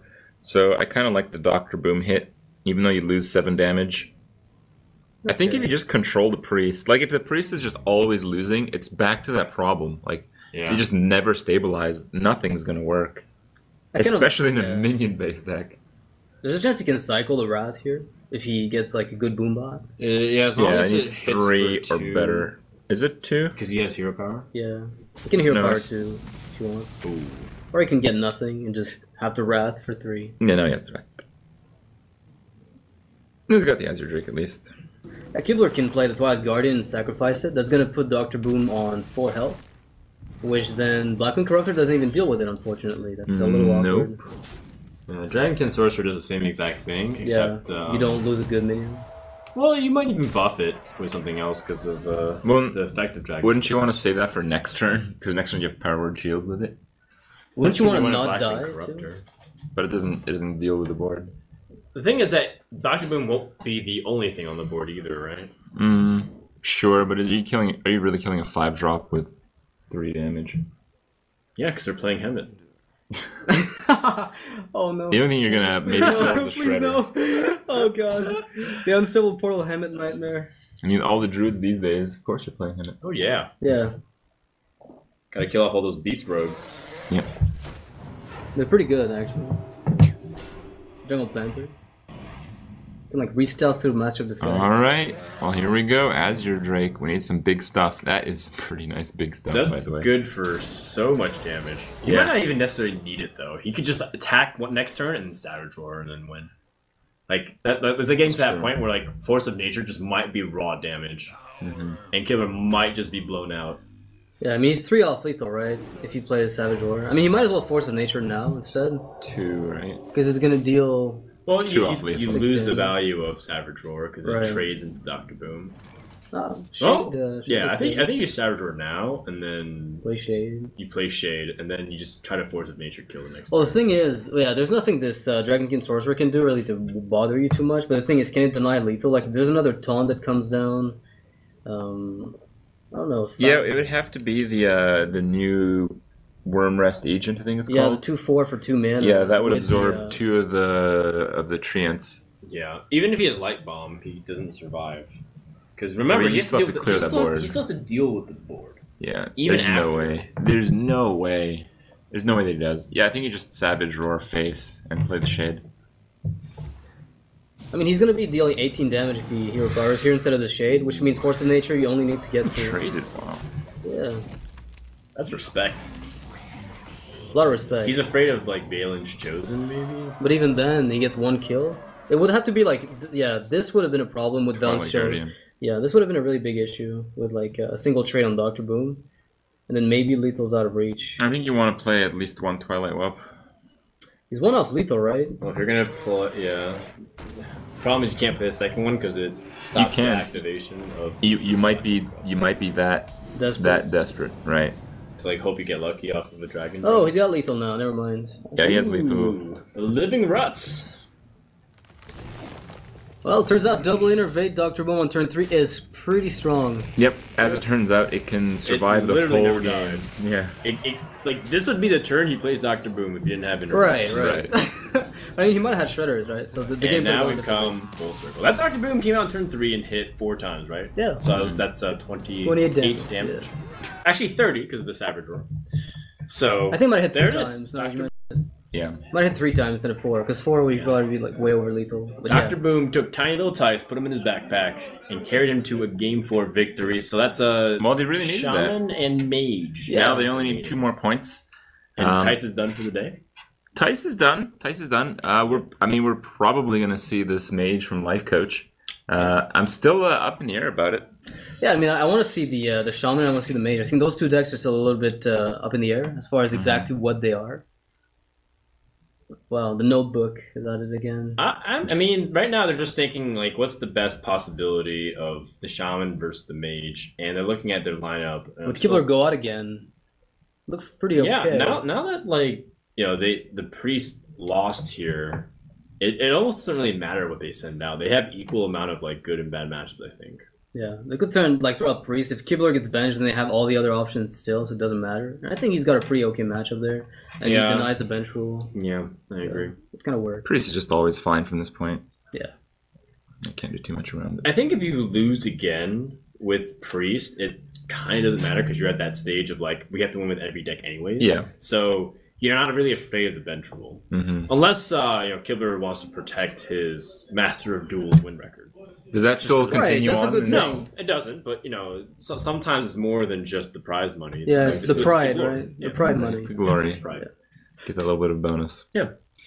All right. Those are the standings there. We are going to see something interesting coming from Nihilum here. Both Mage and Shaman have a lot of creative potential. Yeah, what I want to see is like a really good tweak on Shaman. They've got a lot of new tools, but unfortunately, most people would agree that because Paladin is kind of a natural counter to it, it's a little difficult to make work with the whole mid-range approach. Maybe RD figured it out. Yeah, I think you're right about the Ancestral Teachings card. Knowledge? Or Yeah. knowledge, excuse me. Yeah. Thank you. For being able to coach me before Jeoparino. The ancestral knowledge, being able to draw effectively into the burn. Yeah. That would probably be my guess. If not, then it might be the European Shaman that we've been seeing circulate a little bit. But that deck it just feels like very average. It's like you might as well, it's like the same as like mid-range Paladin. It's like it's good but not great. But it still kind of Is it works. in totem this based, tournament. It kind of works. totem-based one, or another one completely with like Mukla's Champion? Oh no, the mid-range one has like one Thunderbluff Valiant. Yeah, in Asia there's like that crazy. That sounds like an Asia thing. Like Yeah, like totally, Bloodlust and totally, stuff yeah. too.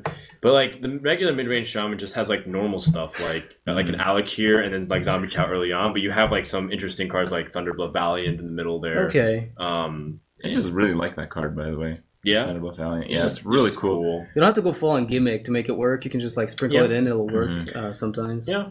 And there's a couple of TGT cards like, and then sometimes they like cut back one Feral Spirits because it just feels like ineffective against all the 3/4s nowadays. And Yeah. so Yeah, makes sense. it just feels like mid-range Shaman. Unfortunately, despite the best efforts for Totem mid-range Shaman to be a thing, I think people maybe went too all in on it, and they realized that just like a couple of tools are still pretty good. Yeah, it's kind of like going all in on Silverhand recruits, right? Like it's gonna work. Yeah, like no one puts Warhorse Trainer in their deck. Yeah, so, like- oh yeah, I'm gonna do that plus Silverhand. Like I like that plus, card too. It's pretty good, I yeah, think. it's but- great. It's Kinda cool. cool. Sick in certain formats, but Yeah. currently constructed, I don't think it's that good. All right, well, there's going to be a Priest from Kibler. That does seem to be like a very nice choice, and Shaman from RDU.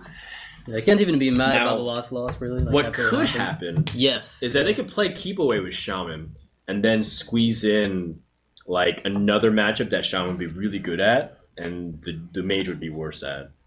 Okay, like so Page they just end up Warrior. isolating something else. Right, with a so they Shaman. can get away with it. Okay. Druid's unfortunately bad against both, so they're in a really awkward spot. Now, of course, Life Coach could be throwing us all in a whack. He could be playing like Neville's Giants Mage for Oh my god, I hope so. With a Frost Giant. It would be really cool. That'd I still be really haven't, nice. haven't seen that one play out yet, but I've heard great You've things. heard of it. There was Yeah. like this one game Against Reynad? Yeah, Yeah. Reynad played against Rage, and it was like so long. It was like a 45-minute game, but it was Okay. crazy. Fatigue versus fatigue, and like pinging their face, and then realizing they don't ping each other's face type thing. And then the reason why he was pinging his face so aggressive because he had Frost Giants, and he Frost Giant Echo Medivh into more stuff, and to duplicate that into more Giants. More stuff, yeah. I want it. Yeah, it's pretty cool. It's like one of the coolest decks to watch. Unfortunately, it's got like a weird win rate. By weird, probably mean No, it's like not it's high. 50-ish. Like it's Okay. 50-ish, but like it depends on who plays it. But even Neville's himself, who loves the deck and is probably obsessed with it, kind of agrees that the deck is not the best one. All right, still a lot of excitement to see what Shaman it's going to be. The Mech Shaman. It's right? probably Mech Shaman, yeah. Lava looks like Mech Burst Shaman. Reno. Yep, there it is. Yep, looks like mech. Typical Now the flip side is he could have no new cards. It could just be all the old stuff. Oh, Kibler with I think the crazy. Clockwork Knight is still just pretty good, though. Yeah, it's not bad. Like, it still just kind of better than works Fel with Reaver. the theme. It's better than Fel Reaver if you want to go for a more safer approach. Tuskar Totemic. Yeah, that was from TGT. He played he played that in the last week of ATLC as well. I So think. that's interesting. Yeah, I think it might be the same deck. This is like the nuts for the priest, though. Yeah. You're not breaking this. Oh my goodness, Well, that's insane. he didn't have a dragon, and now he does. So that's really bad. Because now before he could have power maced that down. And this is where it goes downhill. It's like This is with RDU's the face. shaman, it's bad if you can't get much of an aggressive start. But he literally got no aggressive start. Yeah, like a Mech Like Warrior on would aggression, it's at a 0. He had a weapon. Like power mace is something that you don't mind starting off with. I actually think you crackled the 2/4. Yeah, there's a 75% chance to kill. That's pretty good odds. I mean, yeah, you could also just the problem with Power Mace is you give him a card draw, and then Velen's Chosen would just punish you for not killing it. The But you could crackle also might get a be- crazy shredder on the following turn by just I mean, a crazy Annoyatron if you do that. So With the sad power this mace. game's already at 75%. Yeah. Oh, If this is 3, it's 25% game chance to over. lose. Oh, he gets it. All right. That was nuts. All right. Well, Still a crazy follow-up for Kibler. it's okay though, because Yeah. now the Northshire Cleric won't like run away with the game because Priest. Yeah, Power benefits Mace. so Power Mace much takes on care of it, and then he's got some mech Mech action right Warper. after that. Looking Yeah. very good actually for RDU if you can stabilize this. Mech Warper becomes a Yeti. Yeah, sounds a little difficult to remove. Okay. Well, I think it's possible he'll just play the Piloted Shredder. He gets the Yeah. most value out of the Annoyatron, but Yeah, but That's not gonna it work does in this suggest, case. I guess. Wow. Okay. Second Dark Cultist is the dream, so that way you can Doesn't matter force what they do. a buff Yeah. to happen. okay. Do you just play all the mechs? You just like Mech Warper, pop the Power Mace somewhere. I think if you Whirling? do that, you do Mech Warper, Whirling Zapmatic, then attack phase, then play the Annoyatron. Because even if the Annoyatron gets buffed, it's not really going to do anything. Yeah. Okay. It does I thought you wanted protect that- your Zapomatic though. No, it does. Like, it would die to pain in this case. Oh, you're right, It, 'cause- like Well, Nova would also kill it. assuming Well, it's- Nova it would protects also it kill anyway, unless yeah. there's more damage. right. Because it's 2 hits from 2 creatures. Yeah. That's what I'm saying. So if you play Annoyatron and then the buff goes on the Annoyatron, it at least defends it, so that way it doesn't die to the Dark Cultist. Nova would kill it. Would kill like the Zabomatic and the Annoyatron. That's So maybe true. that's even scarier. I mean, Shadow or Pain is the ultimate killer, though. Yeah. Of course. So then, what's the actual best play? Knowing I kind of knowing like both Powder games? Shredder, but it feels weak just because it's so wonky. Maybe Mech Warper on its own, followed by the 2 other mechs, and you buff the Mech Warper to make it a 4/5. Maybe that's enough. Whoa, that's passive. Oh, he goes for the attack. I thought he skipped the attack. Yeah, because it trades directly into the Dark Cultist, so you'd want to at least get the buff on there. Yeah. Oh man, what if you don't? The thing is, you're always wary of the Earth Shock, so you can't put all your eggs in one basket even against a Shaman. So if you play, say, Dragonkin Sorcerer and you hope to get a crazy buff on it, it might actually not do much. I mean, you can still trade into this Pilot Shredder, and the second Dark Cultist will survive. Yeah. Yeah. And you can heal You to can draw a probably card. Pain if you want to fully control Yeah, the you board. can draw a card in Pain. I think that might not be bad. Yeah, I I think think- it's probably the best. I think Kibler might not be playing like the cards that Kalenta was with like Cabals and stuff. Mm-hmm. Well, he was playing a Shrink, but maybe he just plays one Right. Pain. Yeah. It would be really weird if you played Shadow Word Pain, Cabal, and Shadow Word Pain. Oh, Shrink Maestro. that has to be Shadowward Pain. There's no way Kibler ever lets that live. Or do you like, can you please not kill this? Yeah, it was like a potentially lucky moment. but- Yeah, could have been crazy. Oh. And a death. Could have been useful last turn. So now it's again awkward because the Northshire Cleric presents like healing possibilities to draw cards. Yeah, I mean, lava bursting, it doesn't sound like something you ever want to do. It's almost unavoidable too because no matter what you put out, health-wise, the Northshire Cleric can get buffed from the Dark Cultist. You just Tuskar Totemic and play nothing, and then you just ram the board with 4 mechs next turn. You just play all the mechs next turn and hope he doesn't have like Try a to get like crazy a Nova tempo turn. push. Yeah. How much? So you can play it off for 6 mana. right? Yeah, you can play all over 6 mana, but not 5 right now. That sounds like the better play. If you pick up a Manatide, it's also not too bad. Healing's terrible, though. No, it's definitely not the one you wanted. Yeah, double healing is happening. Just look. Oh no. You can't get a healing after it. You would have to hero power first, Yeah, then play and the then Tuskar. play the Tuskar. You're right. Oh, that's Okay, rough. well, RDU's future play just got countered by that draw. Unless Kibler plays greedy and ends up using the Nova now, but I doubt it. No, Kibler he is way doesn't- too solid a player to have to go all in on this. He doesn't need to play the Yeah. Nova now. Not to mention it's off curve. Yeah, Dragon King is so much better. I think he can evaluate if he wants to actually buff stuff or keep his Dark Cultist alive, and I think keeping the Cultist alive is better. Yeah, you just want a creature quantity at all times against Shaman. Even if you have Holy Nova might just not clear everything you want. So you would heal first the Dark Cultist and then draw. Okay. Well, Unless this he is wants to fine. trade it away. There's It's always the that same chance, thing, I right? guess. Oh my Oh! goodness, that punish next So turn. he's greedy. Yeah, going for the greedy clear, but it might actually work out depending on how the follow-ups. Yeah, I guess his AoE and retaliation is his minions on board. Yeah, exactly. You can use them as removal, which might work out. The Annoyed Strong's gonna be a bit pesky, but he's got the. I think he also wants to play around Lightning Storm by doing this. Yeah, it has been seen in some Mech Shaman lists. It isn't. It's not entirely unreasonable because some Mech Shamans have like had backup contingency plans. Yeah. Similar to how like Mech Mages play Flame Strike, and I'm like, why? And yeah, it's just because they realize they need that sometimes because the game's gotten too board centric. Yeah, it's always whenever like you overextend because you think it makes sense, then you lose. Well, he can kill everything besides the 3/4, and that's just probably gonna be way good enough. Yeah. I don't see how RDU can ever win this game.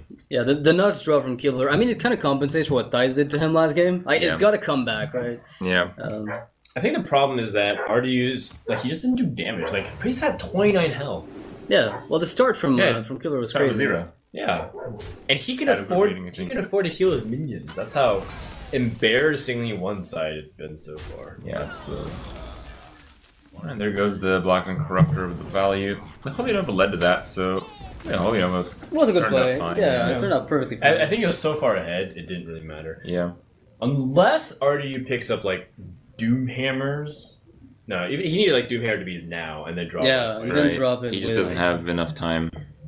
I mean, what do you kill here? Like you'd be able to. It doesn't really matter what you kill. You can't play the long game because you're losing that. Yeah. You can't go face because you're losing that. You have to get Doomhammer, you have to top deck like Crackle and get spell damage to it. Yeah, and you need to not be dead by that time. Yeah, I think he's just going to concede, so that's going to wrap up Game 7. Yeah, Kibler wins with the Priest, so Shaman will have to go up against one of the 3 decks left for Value Town. It's not really that problematic, I guess, but the Mech Shaman now has its hand face up. Everybody knows what it is. It's not nothing unexpected. Yeah, it's pretty typical stuff. Maybe it might have a little bit of flavor. I mean, I think the Tuskar Totemic is kind of a weird thing, and that might work out to really good stuff. So, maybe it'll work. Maybe it'll surprise a few with a few other tech cards we haven't seen yet. Yeah. But, still a lot of play left. Yeah, I'm just curious to know, though, that for the Tempo Mage from Life Coach, we've seen him play that. He loved the deck when GVG came out. He played a bit of Tempo Mage. And he kept playing, like, of Mech Mage, that is, and he switched to Tempo Mech, like kind of a hybrid.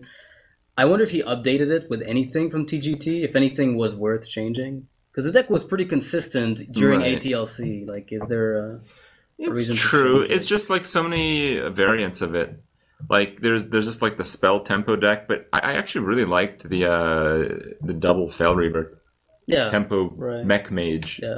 Yeah, just kind of all in most times, but the all in just worked almost every single time. Yeah, they've got burn actually. They can get you down. Whereas I like how it was initially like a Shaman innovation where they basically had no they had no draw, so they were just like, okay, let's go all in and punch face and top deck Lava Burst, and then Mage was like, yeah, I can do that too. It'll work turns out. It does pretty well. Yeah, 8 damage to face. I mean, that's pretty standard nowadays.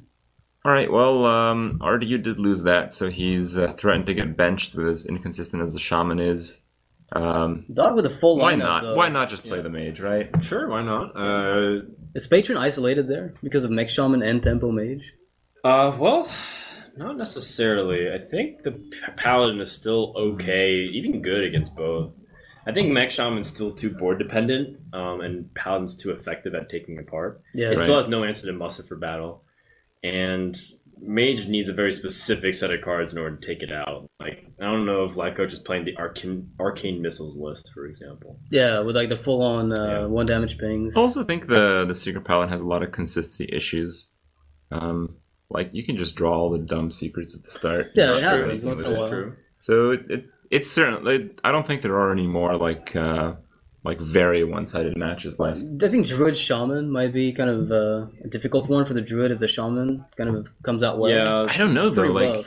Like where the Shaman list, the problem was it was very refined with the mechs and the direct damage. So like Tuskar Totemic is in. So like is Fel Reaver out? I think they play the Fireguard Destroyer now, from what I recall. I'm not sure what are. But something aggressive has to go out for like some of these cards. So if it's not that aggressive, it gives the Druid like a very big swing in matchup. It's still not favored, but I don't think it's as one-sided as it once was. Okay, well, I like Paladin choice here, coming out from Valley Town. And this will be okay because they're going to try to shut down the Shaman and then make sure they can get away with Druid and Warrior.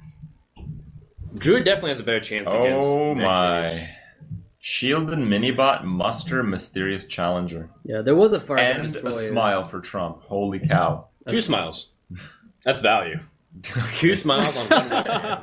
Well, I mean, you can justify keeping Mysterious Challenger, but would you ever justify throwing it away because it's too slow? You want to have earlier game. I've seen many people keep it. I guess maybe because he has early game, so you'd never want to throw away Mysterious Challenger because you already have the mini bot and the monster. What else are you looking for? I mean, the only thing you'd look for is just a lot, like just super early game opener with Divine Favor, but Divine Favor is just not going to work against this. Shield mini bot is so problematic. It just kills everything. Yeah. I think now with the Juggler, you can even point out the mini bot just to be super annoying. The only thing it doesn't kill is the Mech Warper, yeah. That's a bit of a risk, sure. Yeah, I think Juggler is better just because you can also pop the shield from the Noitron with the shield mini bob juggle, and maybe you can kill that as well if it ends up coming down. Agreed. Fire Guard Destroyer. Wow, what a clunky position for RDU. Like, he has to sacrifice the Zapomatic. It's so silly because it's like, Mech Shaman is so dependent on like, okay, please don't play a minion. Right, play nothing, And then turn it's 1 like, and 2. alright, I win. And it's like, oh, they played a minion. Yeah, they put a Leopardome, rip, yeah. It's pretty sad. And I think you just still play the Whirling Zapomatic. Could you just You totem could and just play play a Power totem Mace? and hope the Paladin doesn't kill it. That's true. You can do that. But I think the Knife Juggler represents too much of a threat. You have to kill it. Now, here's the funny thing, too. Because he did this, the Shielded Minibot is going to come out, and then the Power Mace is going to actually kill it. Yeah, but So you can always use the 2 charges on it and top like a Shredder and be pretty happy. So you go face Do you? with the Power Mace, right? Power face. You have to win eventually. So. Yeah, I guess so. You can start the race right now. Get 2 Lava Bursts. Yeah, I mean, he's you already got 10 half damage. dead. Yeah. He's got to find the other 15 damage. All right. Well, Muster's coming down. Again, very Okay. super annoying card. So you're never going to get bored back again. It's over, yeah. You're going to hope Fire Guard Destroyer gets in some damage, and you just roll as high as possible. 7, baby. Here we go. 7. Not 4. Not 5. Not even 6. We're going for 7. It's 4. No, it's a 7. It's 4. 7, baby. Okay. Oh, Frodo was right. I'm excited. These are high production sound So effects. the there. production crew was like, guys, please, whatever you do not rattle the. do not desk drum at all. roll. Like, do not do it. We're like, all right, well, we're definitely gonna try to sneak it in 1 or 2 times. Yeah. But that 7 damage does actually put RDU on the board a little bit. Yeah, it forces Trump to respond with a trade. I think he's just going to True Silver. I mean, he has to attack in anyway. Right. So Yeah. the True Silver, he loses nothing on the board. He only takes 5. Yeah, it sounds pretty good. The 5 damage is pretty relevant if RDU can just start racing. Yeah. But you cannot consecrate here. Like, not against this deck. No. So, There's way too many flood opportunities with Right. Mage. I mean, so I mean, how it's does just Shaman your deal only with- option. How should Mech Shaman even deal with Secret Valley? Like when they get the Mysterious Challenger out? Oh, you just kill him before that. Or yeah, Right. it's like they play Mysterious Sure. Challenger and then you just Yeah. kill them. That sounds super reliable. All right, Okay. might work out. Let's see if he picks up another mech. Nice. Wow, that's a Good great shredder. mech That's a really actually. good That's a mech. crazy one. That face, and then do 4 more damage to his opponent. But And it's he 6 will- Your face? No. You have to kill the 2/2. Yeah. Because you want your creature to be out of range. of the Oh, board. you're right, because there's 5 health on it only. So you want to force the True Silver to hit. Oh, but I want to hit the face. Maybe Okay. we'll play some games later on just to make sure you don't point anything at any creatures. Get that satisfied. Yeah. Oh. Yes. Okay. Yes. Frodo making RDU. the call. He's like 7-6. Hit the face. Go face. Yeah, that's right. Looks like the correct play. I love it. Now It's always the correct play. now he's so close. He has 2 lava bursts. Yeah, and a lot of overload. Well, I mean, he has no overload next turn. Yeah, of course. So, like, if a minion sticks onto the board like a Gilbillion Stalker, then you just put the Flame Tongue Totem hit, and then it's like lethal the following turn. There are no Gilbert Stalkers in this deck. Patient Assassin. The Pilot Shredder. Yeah, Patient Assassin. is The gonna come. Piloted Shredder. Calling That's it. true. Or even the Patient Assassin. Even Doomsayer would be let's not good. get greedy. Because you could get Greed. what? Greed boys. Does he have lethal next Also, turn? Trump didn't put a shredder in the middle. Meanwhile, RDU did put a shredder in the middle. You tell me who's a better technical player. Yeah, I think RDU has it by a long shot. As what? He's actually he's too off lethal anyway. Trump is too off lethal. Is he trying to represent lethal so that RDU makes trades? 4, 7. No, he's like too. RDU can't afford to trade. His hand does not. Yeah, there's no way. Trump is too off lethal. You're right. I don't know if he miscalculated or if he really wants to force RDU in a weird spot. He's like basically like saying, I have two. Oh, I think the reasoning is next turn I get protected by Noble Sack. Look at RDU. He's like, what? Why did you do that? Do you have second True Silver? And Trump is, wow. He doesn't even need Mysterious Challenger. But here's the thing. I don't know if Trump's aware, but like this deck doesn't actually run two True Silvers very frequently. No, I think he's got a Cog Hammer. I don't think he plays 2. Yeah, right. But maybe like the Cog Hammer would also give lethal. But like next turn, that's the problem. Like he's a little bit of mana off lethal. I think if RDU's really like tuned into what people are playing in Secret Pally, he'll go face and be pretty happy about it. RDU goes all in with Shaman pretty frequently. The Mech Shaman. I think you have to. Just Flame Tongue Totem and then Spire Tang. And just push it. Ooh, whoa, I don't Looking know. for that Stone Claw. Oh, he gets the Stone Claw Totem! But then the Consecration is still alive. Yeah, he just voids it. Yeah. Trump's still without the lethal, but at least he's got this Challenger, right? That's gonna work for him. I don't know. I really like the Flame Tongue The play. thing is, you have because to Consec, right? the thing is, like, you have 2 Lava Bursts and Flame Tongue, and you can't play all of those next turn anyway. And Yeah. this game is not going 2 more turns. Someone is winning in Someone's the next next winning turn. next turn. Yeah. Consecration, though, is like... Because Trump is playing Consecration, he can't also let RDU attacks. He's gonna have to make a lot of trades, which gives RDU a bit more time, Yeah, right? but he's got like a good board for trading. Yeah. A lot of 1/1s to throw away, basically. Whoa. Mysterious Challenger. So he's Whoa. just gonna play with the Noble Sack in mind. I think he will make it so that Noble Sacrifice will Well, how do you do force. that? Wait, you have You to have like to kill trade- off a creature. Yeah. Yeah. You have to kill off the spider. You can kill off every creature except the subscribe. Yeah. Alright. So And then you still have lethal next turn. Yeah. So RDU needs lightning. No, No, he needs to kill off a Shredder and get a Doomsayer. and then redemption no hits on a Doomsayer 1/1. doesn't activate till his turn. No, you Oh, kills his opponent's Needs to shredder. stall. Sorry, Yeah. yeah. Kill your opponent's shredder. My bad. I thought you meant kill his own shredder. Trump's line of play worked out pretty well when you consider the fact that he was planning to do this. I mean, it gives him a lot of trading. The 2 extra damage from Flame Tongue, would it have mattered ever? It would matter. Yes. It would matter Yeah, if you you drew could lightning t- bolt. If Lightning he drew Bolt. Lightning Bolt, he would have won. You're right. Yeah. He has Lightning Bolt, we saw it. Yeah, we saw it earlier in his like opening hand. I think he just mulliganed it away, Mm-hmm. so there was a chance he top decked it. But I just feel with this line of play, he had 0% chance to win this game. Yeah. Well, he still has like. Can you do No, you can't. There's too many secrets on the field, so it's like everything. You know it's everything. I wonder if he can survive at all, and I don't think he can because it's like if you roll Spell Power Totem and then Lava Bursts, there's still too much damage because of Redemption. Trump is All amused. that All stuff. secrets triggering at the end of the turn. Okay, Doomsayer. I don't know. It's like too slow to see. I see nothing. It looks like he's just gonna play just because of the lack of time. Because secrets take forever. Yeah, Trump's going full metronome on us. Did you see that? Wow, what has gone on? What transpired in this game? I mean, that Okay. was a good totem to roll. Yeah, the best one probably. Nope. Ship's Cannon. Repentance. Trump still has lethal, way over lethal. Yeah, he's got For Competitive sure. Spirit, so Yep. we know that's He exhausted all 5 of his secrets, I think. Yeah, and the Mech Shaman from RDU not working out. That's 2 games. How crazy would it be if like secrets took so long and if RDU had like animations that it skipped Trump's turn? That's pretty far off from happening. Oh man, one day though, like you know, in I don't know. Brentbro wants to release cards for hundreds of years. He said, "Give it 100 Yeah, years, we'll and see. this year's We'll challenger see. with 20 secrets." RDU, your spot is requested on the bench. Amaz is being pretty roleplayish, right?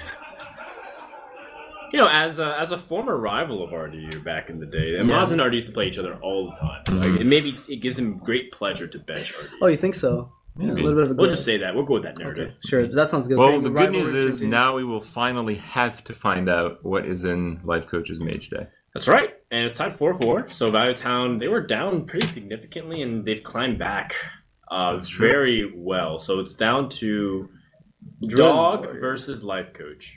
Yeah, and my question again is the same: is Tempo Mage just hard countering the 2 decks from dogs? From Dog or not? Well, I think it's just gonna be Patron Warrior. So Well, you can't counter both decks. That's the thing. You still have to win with everything.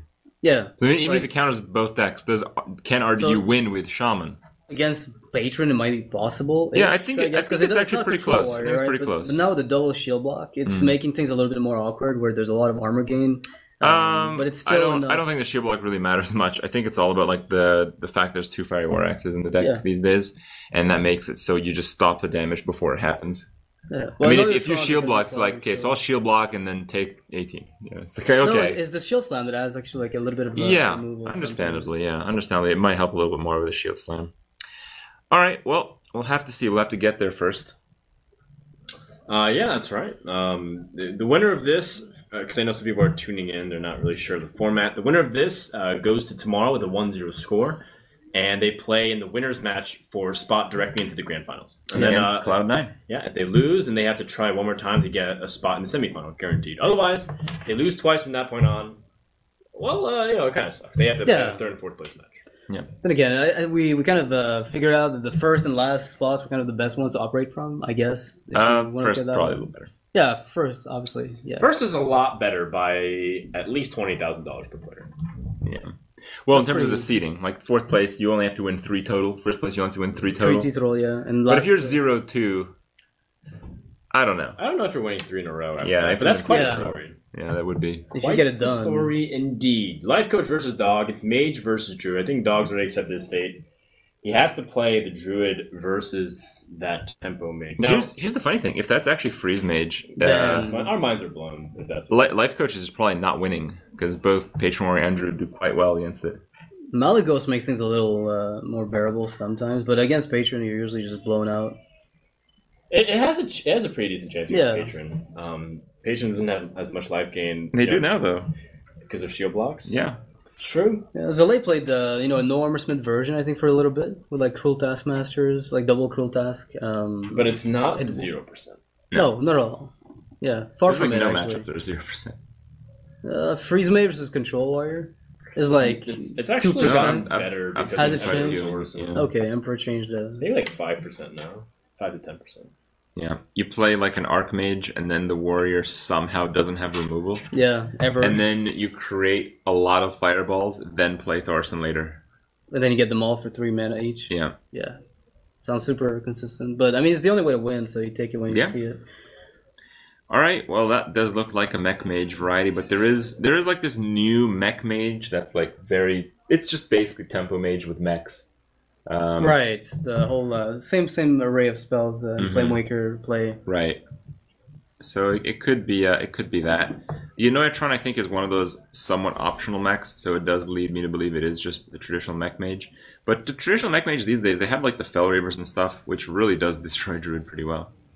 Yeah, Dog's got a pretty sweet hand though. The Wild Growth, the Rat, the Swipe. He needed removal to handle the early Mech Onslaught, and he's gonna be able to cure with their Shredder pretty nicely. Yeah, I'm gonna think that Snow Trigger is gonna be a really valuable MVP for the rest of the series if Life Coach, assuming he doesn't win here, because you can keep that Patron frozen for a while, and the Mech Mage still does have a lot of benefit of early game tempo because of stuff like that. Yeah. So the argument for not coin Wild Growthing here is I assume I won't need my Wrath on turn 2, but you don't expect Life Coach to play free, so you probably will need your Wrath on turn 2. So I think playing Wild Growth first is the only way you're not going to waste it. Oh, there's Antonidas. I actually think the Tempo Mech Mage does drop Antonidas. Really, with spare parts and all? I mean, they run them for Flame Waker. So I think Antonidas actually tells us it is just Mech Mage. I don't think we can expect to see too many surprises anymore. Yeah, the Tempo Mech Mage has like weird stuff like effigy sometimes too. It's like it's very peculiar with how it actually functions, and there's so many weird individual tech cards that you can't ever account for. All right, so this will provoke the wrath of Dog. That was pretty close. Yep.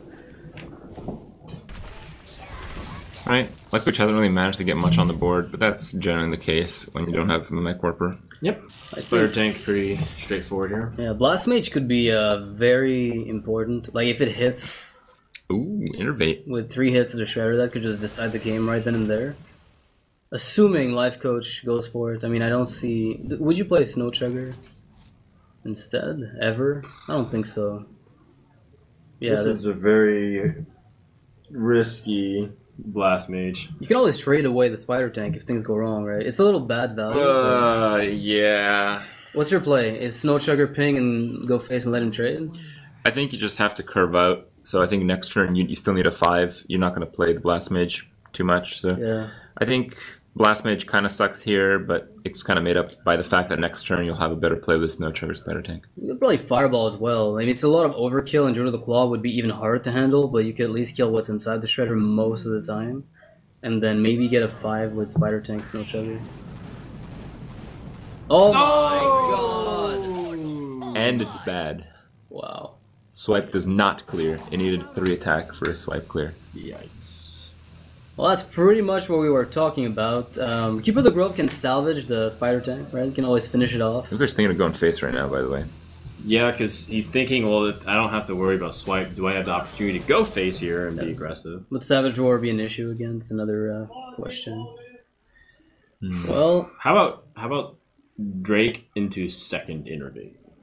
And oh he can man, innervate twice. that and would be swipe. That would be game ending. That'd be really cool. yeah. I'd like that. I think just the Drake by itself is really bad, though, so I don't It like is. that. It's high risk. If anything, I like the I think just you the could piloted Shredder. Yeah, I'd probably like the thing is with a Shredder, you might be contesting that Blast Mage with whatever comes out of it. Like if it's a 3 attack minion, it might ping it, and then you can finish it off with swipe later. But there's that. I guess so. I don't really like Keeper of the Grove at all either, because it's just so weak against the Blast Mage, and then your opponent decisively controls the board. But Shredder always adds this weird layer of, man, it's so laborious to try to remove. Yeah, what if you this just off the swipe the board. Blast Mage? Is that just fine? I guess. You can just innervate and kill the 3-2 then. Yeah, and then you can always curve out with a Shredder on 6, or Keeper of the Grove with a Hero Power if you You're go just 2-3. always going to be playing from behind from the Yeah. stage, unless you get like a really big card, like the Ancient of War or Doctor War Yeah. or something. Yeah. Yeah, that's the big problem, is that he loses initiative on the board. I think he's like okay with it because he still has minions to play. Oh my god. That's a free 2-3. Wow. Very sick. And now Druid can't deal with this. But a Shredder and Hope. It's like Ancient of War has to be the one that kills his board. Another minion gets picked up, so that's something else. Yeah. I mean, it might actually work well with the Keeper of the Grove to finish off something. Or another swipe as well. There's always that. Wow. Shredder doesn't really matter too much. It gets reduced by 1. Yeah, But the still cost ultimately reduction it's doesn't gonna be matter, 6. but the body itself, I think, is... Yeah, you could Pretty make good. an argument that you care more about the board, since even next turn, Antonitis just dropped on the board is still very devastating. So I think just playing Pilot Shredder and securing the board is like one of the most important things. I think you leave the Druid's Pilot Shredder up, though. It's just too much of a pain to kill it. Yeah, absolutely. Freeze the face. You invest so much just to get rid of it. I think you want to play around swipe a little bit better, so you just use the 3-4 to kill the 2-3. Is there like an 8 drop you care about from the Aspired? I can't think of one. A combination of 8 mana that would actually wreck this would be Keeper of the Oh, Grove you actually swipe. consider just going full out face? I just think another swipe might punish you a bit here Yeah, if you don't make this that's what trade. he's thinking about. Mind Control Tech could be something disastrous as well. Right, that could be like, that's actually very legitimate in Druid as well. Life Coach not putting a Shredder in the middle? Dog puts a Shredder in the middle. It's been a running trend for players without any cards to play the Shredder middle. Yeah, Oh, when they have no minions on board, Right. they Right know in to the play middle. it right Yeah, in the yeah, middle. it's a good play. The game even helps, Jeez. right? It's kind of like that track. I was like, auto why draw. did I put this card in here? For the inevitable Dr. Boom, because this deck probably has Dr. Boom. It probably does have it, yeah. Good old Mech Mage. Have you seen any TGT cards out of this? Nope. Not yet. Would any Absolutely TGT not. cards help? Maybe out of the Spellslinger? Shredder. There are no TGT cards FTG? in No. the Patron Warrior list. Clockwork Clockwork Knight, Knight. I think, is a good Clockwork fit. Knight. Yeah. Yeah, I think Asia's got something like that again. But Asia has everything, so I guess. They also make everything. Yeah. Wow. I want my hero power, damn it. Oh, Not bad. Not bad at all. It helps stabilize. It's just like mech wars. Basically, mechs hitting other mechs. Mech Druid, as far as I'm concerned. Is Azure Drake better than Keeper? Because Keeper, like, obviously... Keeper- No, I think you need to limit damage right now. I think BGH I'd tempo? also be tempted to play BGH. Yeah. Even I though agree. you know next turn is the Dr. Boom turn. Yeah, but you're so far behind, you have to take that kind of risk. Right. I agree. Alright, that's mostly irrelevant. Do you play the Archmage? I mean, you can kill Yes, two I minions think with so. Archmage. I mean, you might lose it, but you're still far play ahead. into swipe, and Yeah. that could be one thing that's disastrous. No, it doesn't have to. You can suicide your Shredder. Oh no, you wouldn't even suicide your Shredder. You can suicide your Mech Your Warper. Mech Warper, if you'd like. Yeah, okay, sure, I see what you mean. You're still vulnerable to swipe, but you do at Shredder least deal into 5 to 2/2, Mech phase. Warper into 4/2, play Archmage, and Dog. Like you know he doesn't have swipe, so he basically needs Druid of the Claw, and Yep. suicide in charge mode. Yep. And then he has no board, no turn, and takes 5 damage. Like, are you sad about that? No. Yeah, no, I guess not. No. I mean, that's- you're more likely to find. Then again, you played a lot of a lot of minions at this point, so maybe you won't find exactly what you need. But you've got like Tinkertowns left, probably another Blast Mage to work with a Mech Warper. I really like Drakes, Arcanitis. Arcane, yeah, makes sense. Yeah, I'd be surprised otherwise. If you're not gonna play into swipe, you might as well just go for it then.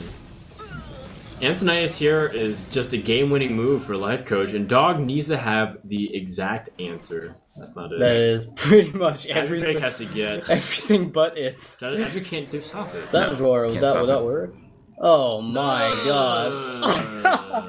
Hail Mary. Doomsayer. Yeah, let's do this. Wait for it. Let's doom this. Oh, Life Coach is like praying, like, please Doomsayer. He's not. But please not Doomsayer. You're Yeah, right. yeah, I don't think Life Coach wants to do so. He's just. Alright, that's a lot of damage. Is Do you that go for the damage? Because you could die to combo. Yeah, well, could you actually? Yes. There has to be something, right?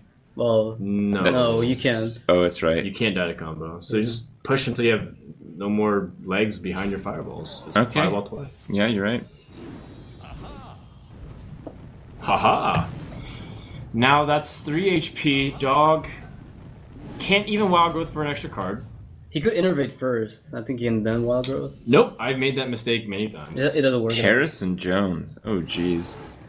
The Aspirant works. That's right. The Aspirant works because it's actually a temp, like a Right, completely. right. You gain a mana That's crystal. right. Never mind. But yes, Yeah. I've been in that boat now. So I've done it so many times. unfortunately, it does not work. I've done double Wow. wild growth with Aspirant on the board a lot. Dog has been extremely unlucky in this tournament so It's far. with his druid. Yeah, His druid seems to be running bad.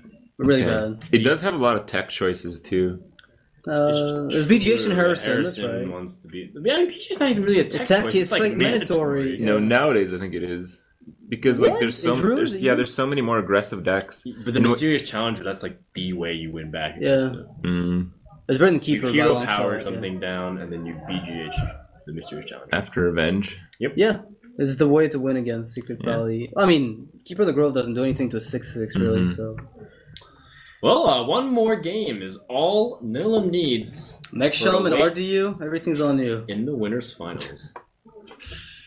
Yeah, and that Mech Shaman, that's just pretty inconsistent stuff. But, I mean, if you talk about inconsistency, Dog's there to high-five him with his Druid deck. Yeah, I guess so. What is less consistent? Druid or Patron? No, Druid or Mech Shaman? Shaman. Like, yes, Dog's less Well, than Shaman both, right? head to head against the druid is pretty good. Yeah. Just because it punishes slow starts. However, druids have recently bolstered their early starts with living roots. You can And zoo them down. Darnassus. Yeah. The same Have we seen weakness. Darnassus? I think we have, yeah. Well, remember he had to. I don't think we've seen Living Roots from him, though. No, and We've it seen seems from the other Druids. right. From Thais, I think, yeah. From Shrevko also had that Yeah. with Nimsh's Right, druid that right. likes to play. So, that might cost him a little bit. I mean, that one mana spell sometimes kills a card that hit you for 10. Yeah, and you can always, like, against certain matchups, you can also just drop the 1/1s and it'll do a little bit of work. Against Shaman, I don't know if that's ever worth it because of Zapomatic, but Yeah. And I don't know if the changes to Shaman benefit too much against Druid, but I have to imagine Tuskar Totemic is very annoying to deal with if Yeah. they get the definitely. Stone Claw Totem or they get the Manatide Totems, like all these different things. are very RDU has been debenched. unbenched. Debenched. Debenched? Debenched. De-unbenched. And then he's rebenched. Is that what that means? I don't even know what's going on right It means RDU can play the next game. Yeah, that's what we're trying to say here. Yes. Now, Dog probably would just queue up the Patron Warrior. Why? He's got on both. Yeah, I guess he hasn't revealed Warrior. Yeah, so he might just keep it could be in hidden. his best interest to keep Warrior hidden. Right. Definitely play Druid then. Because I'm sure I forgot about that, but that's absolutely correct. Yep. And then, this is not actually going to be relevant at all, but if Dog loses with the Druid, and then he loses with Warrior, he gets benched twice in the same series. You can't. There's only one win left from the other team. Yeah, exactly. It's not relevant because the series is over, but he ends the series how he began it, which is benched. That's pretty sad. That's alright. Could be a highlight for tomorrow. Could we patch up video together if that happens? Oh, well, it's just, because Dog's like a nice guy, so it's just you feel bad for him. If ECOP got benched, I think no one would care. Yeah, no one would care, I think, yeah. Maybe ECOP's Makes sense. but that's about it. Just ECOP. ECOP would even make a clown. Be very clowny about it, it's fine. Maybe. Just make you big eyes on the bench. Yeah, sounds about right. That is pretty interesting, though, that Warriors to the left is still such a dominant class in the tournament scene. Has he played it? Not I yet. don't think so. Every game he's lost has been with Druid, and he just hasn't played Warrior. Not yet, no. Maybe there's something weird about it, I don't know. It might be like Control. Yeah. Could be definitely Control Warrior. It could be Control and... But the problem... Okay, so when did Tice win with Druid? Very early. I think it was like the second game, yeah. Okay. And then they didn't bring out the Warrior then, so it probably is Patron. I know Dog's been practicing a lot with Patron to improve. Well, it's Nihilum versus Valley Town. Wow. Whoa! That's news to me. Yeah. Yeah. Versus.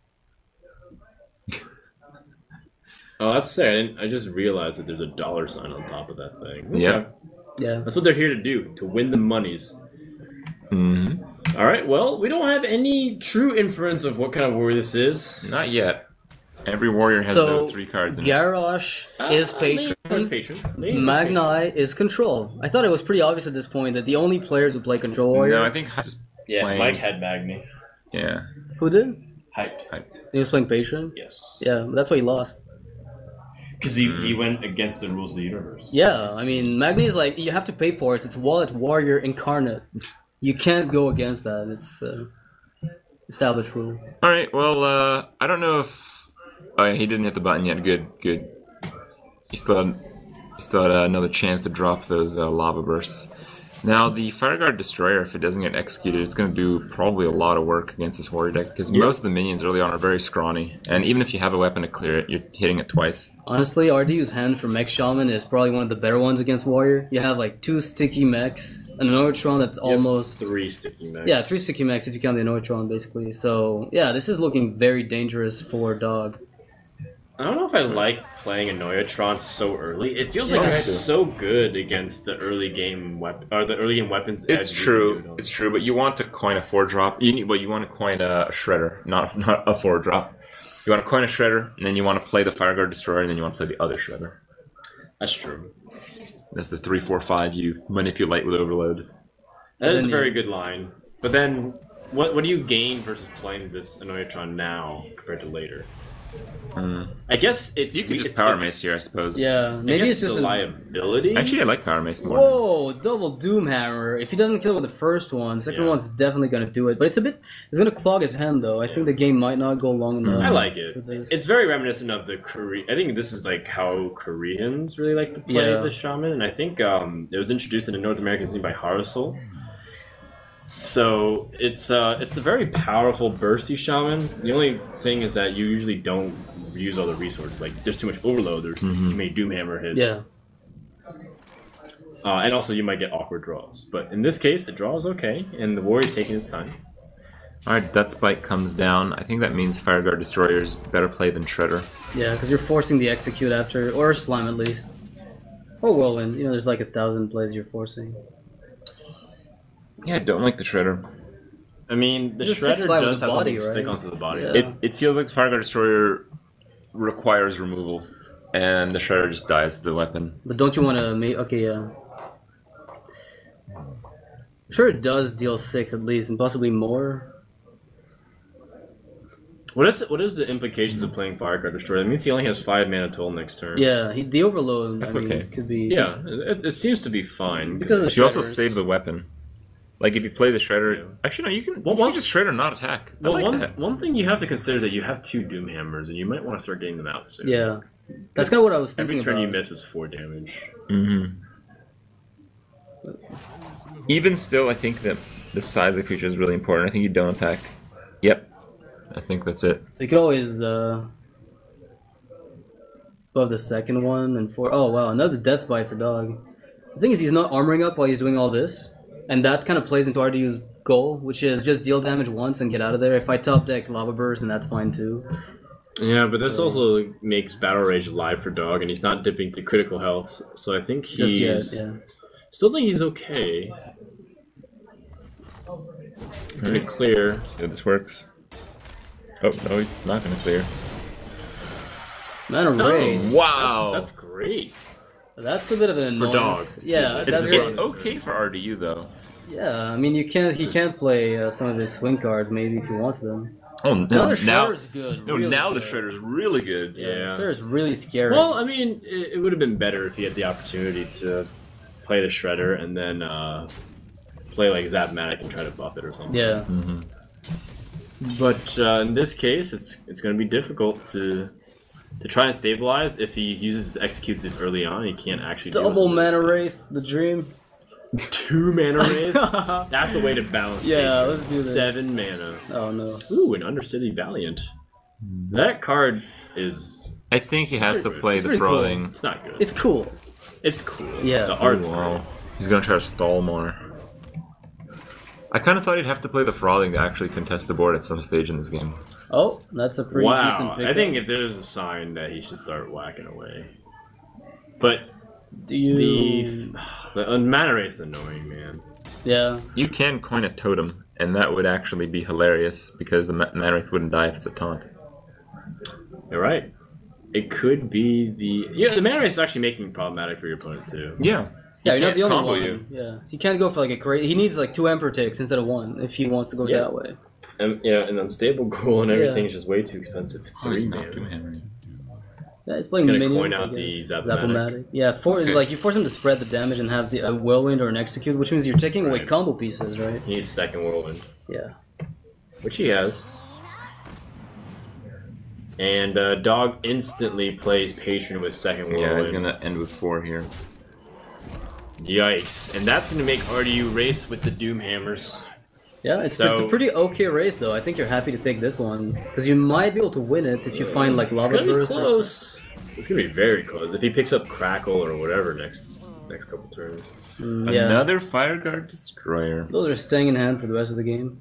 Do you just Totem instead of Rock Biter here, or are you afraid of the Ghoul and you want to punch the damage in right now? You need to stall for time. You need to win the game. Ooh, that's a good totem. I don't know about stalling for time. Yeah. Well, this stalls for a little bit with the totem. Alright, so Rock Biter deals 10 next turn, assuming Dog armors up, that's 5. No Battle shield Rage. Lava Burst does it. Rockbiter does it. Oh, Crackle can do it. The ghouls are there. Those are crazy Yeah, draws. the ghouls are pretty valuable. That's true. Yeah. That's a lot of ghouls. And a lot of patrons. 1 ghoul, 1 Frothing. Do you really want to be that greedy, though? Yeah, maybe not. There's like 3 cards he's been holding on to for a Yeah. while now. I don't think you can. You're I right. think you can still just set up a way to kill him in 3 turns. Yeah. And still guarantee yourself to be safe. It's kind of awkward for RDU. He has to waste so much. Like, he has to waste like 10 damage on these ghouls. And he's just giving his opponent more damage output. No. He needed The that first to be, time that card is drawn ever. he with needed this that deck. to be burn. Turn 8. That was like burn or bust. Oh man. But he's gonna burn. It's not in a comfortable way. Can you just play Fire Guard Destroyers? You might consider it. Do you really force trades though? Because I think that at this point, Dog might It just helps you push get it. past the second Unstable Ghoul because you need to use Rockbiter next turn. Do you assume you're dead though? I mean, I think you have to be optimistic. If he has Warsong Commander, you almost certainly lose. But it's like, it's at that stage where it's gotten very grim. Well, Yeah. Mm. What do you do here with the dudes? I mean, there's almost like you could double attack into the ghoul, but then you're almost dead. Like you have to rock biter this and waste 4 damage and feed your opponent more patrons. That's how bad this is. That's how bad this is. I don't even know. I wasn't expecting this, but I guess he's just gonna try to wipe out patrons this way. But it doesn't actually wipe patrons. In fact, he actually just kills himself. It wipes the shaman pretty well. Oh yeah. No, he's dead. He literally killed himself. Oh. But to be fair, it was very bleak to begin with. It was like it just seemed unlikely. All right, well we are at final point here. No matter who wins, that's it. We need to do that before like something crazy happens, like a stable portal. Yeah. All right. Well, Dog wins game. Now the Druid though. Dog is down in the dumpster, right? Well, no, he's actually high in the skies. He was benched just an hour and a half ago. Oh yeah, it must feel a lot better now. Yeah. Now he's no longer the underdog. He still is, I think he is. Yeah. He has a really kind of weird slow Druid deck. Yeah. And he's got to win twice, right? Against the mech shaman. And his Druid deck has had some of the most unbelievably atrocious starts we've seen in this entire tournament. But isn't that mean he's due for the God Druid start? Because it's like, Druid's known to be consistent across the board, and you lose the games you don't draw Wild Growth, but that's like the 35-40% of the time. I think there are Druid players and non-Druid players, and the Druid players just start the game with Wild Growth. That's right. And he might just not be a Druid player. It's actually a $10 purchase inside the store. Yeah. You go to the store option, the shop option. Oh! He bought it. Druid player. Yeah. Wow. Maybe he got, like, he did forsake Druid for so long. No? No. It's part of it. That's actually really good. But it's not available right now. It was only a limited time buy, so people looking for it right now. Was it in beta? But for the next hero skin that's in Druid, I'm sure they'll put it back on sale. Double Wild Growth, though. That's not bad, considering that he actually has an ability to utilize it. A lot of times, a second Wild Growth is not useful because you don't actually have time to play compared to a mid-game. Yeah, I can't wait for the Harrison on Doomhammer. That's going to be pretty big, but I think that might not even be the story of the a Wrath. That's pretty good, too. Yeah, it sucks a bit because you have to delay your 5-drop, but at the same time, it's still the best play you'll ever have, and you deny the Shredder on the following turn, right? Yes. Yeah, if you get Shreddered, you might just take too much damage this game. I think he's thinking about it. There's definitely something to think about, but I think he's eventually going to decide to Wrath the Mech Warper. Oh man, Dog is going for the ballsy plays. And he's not terribly punished for it. Not yet, yeah. In fact, it ends up somewhat being nothing. Because it would have been played by 1. Dog is happy. Yep. So he realizes, okay, no Shredder, no way to really take advantage of the curve. Azure Drake's gonna really pull him back in it, and he's gonna force a situation where his opponent has to trade into it or remove it.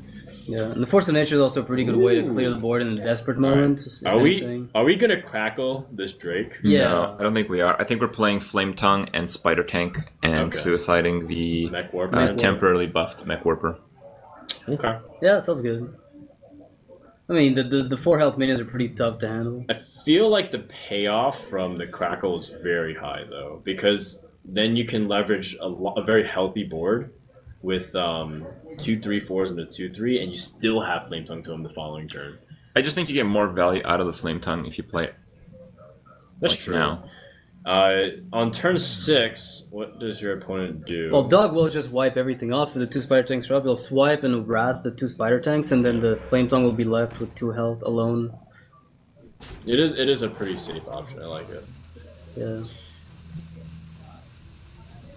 Crackle is also good finishing damage, so you don't have to necessarily use it as removal pieces here. There's a chance that even without a board, he still makes it through. Ooh. Wow, RDU. He says there's no good swipe option. Okay. Wow. And this is how a game is ended. Yeah. This looks pretty bleak for RDU going forward. I think that was that them shouting at the play which was made. Yeah, because he's about to. I mean, he's about to wipe the board. Like he doesn't think there's a good swipe, but I think the 4/4 has to kill the 3/4 first. Why? So it stays alive, right? I mean, you hit everything for 2 with the Azure Drake, right? With the swipe.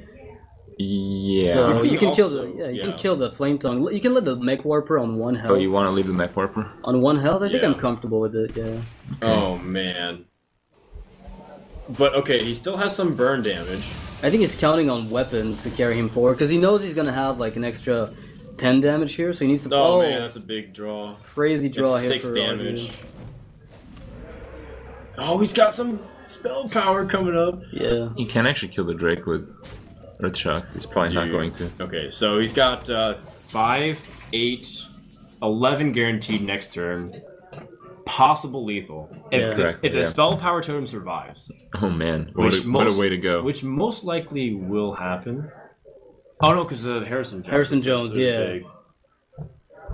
That's a bit of an issue. That's the thing. Like Harrison Jones, the problem is it takes 5 of your mana as Dog to actually play. And also Dog has this Force of Nature and Savage Roar. So this means if he can survive 2 more turns and have a reasonable just horde, 1 turn, Darnassus. Yeah, Darnassus Spirant. Oh, you're right. The Darnassus Aspirin.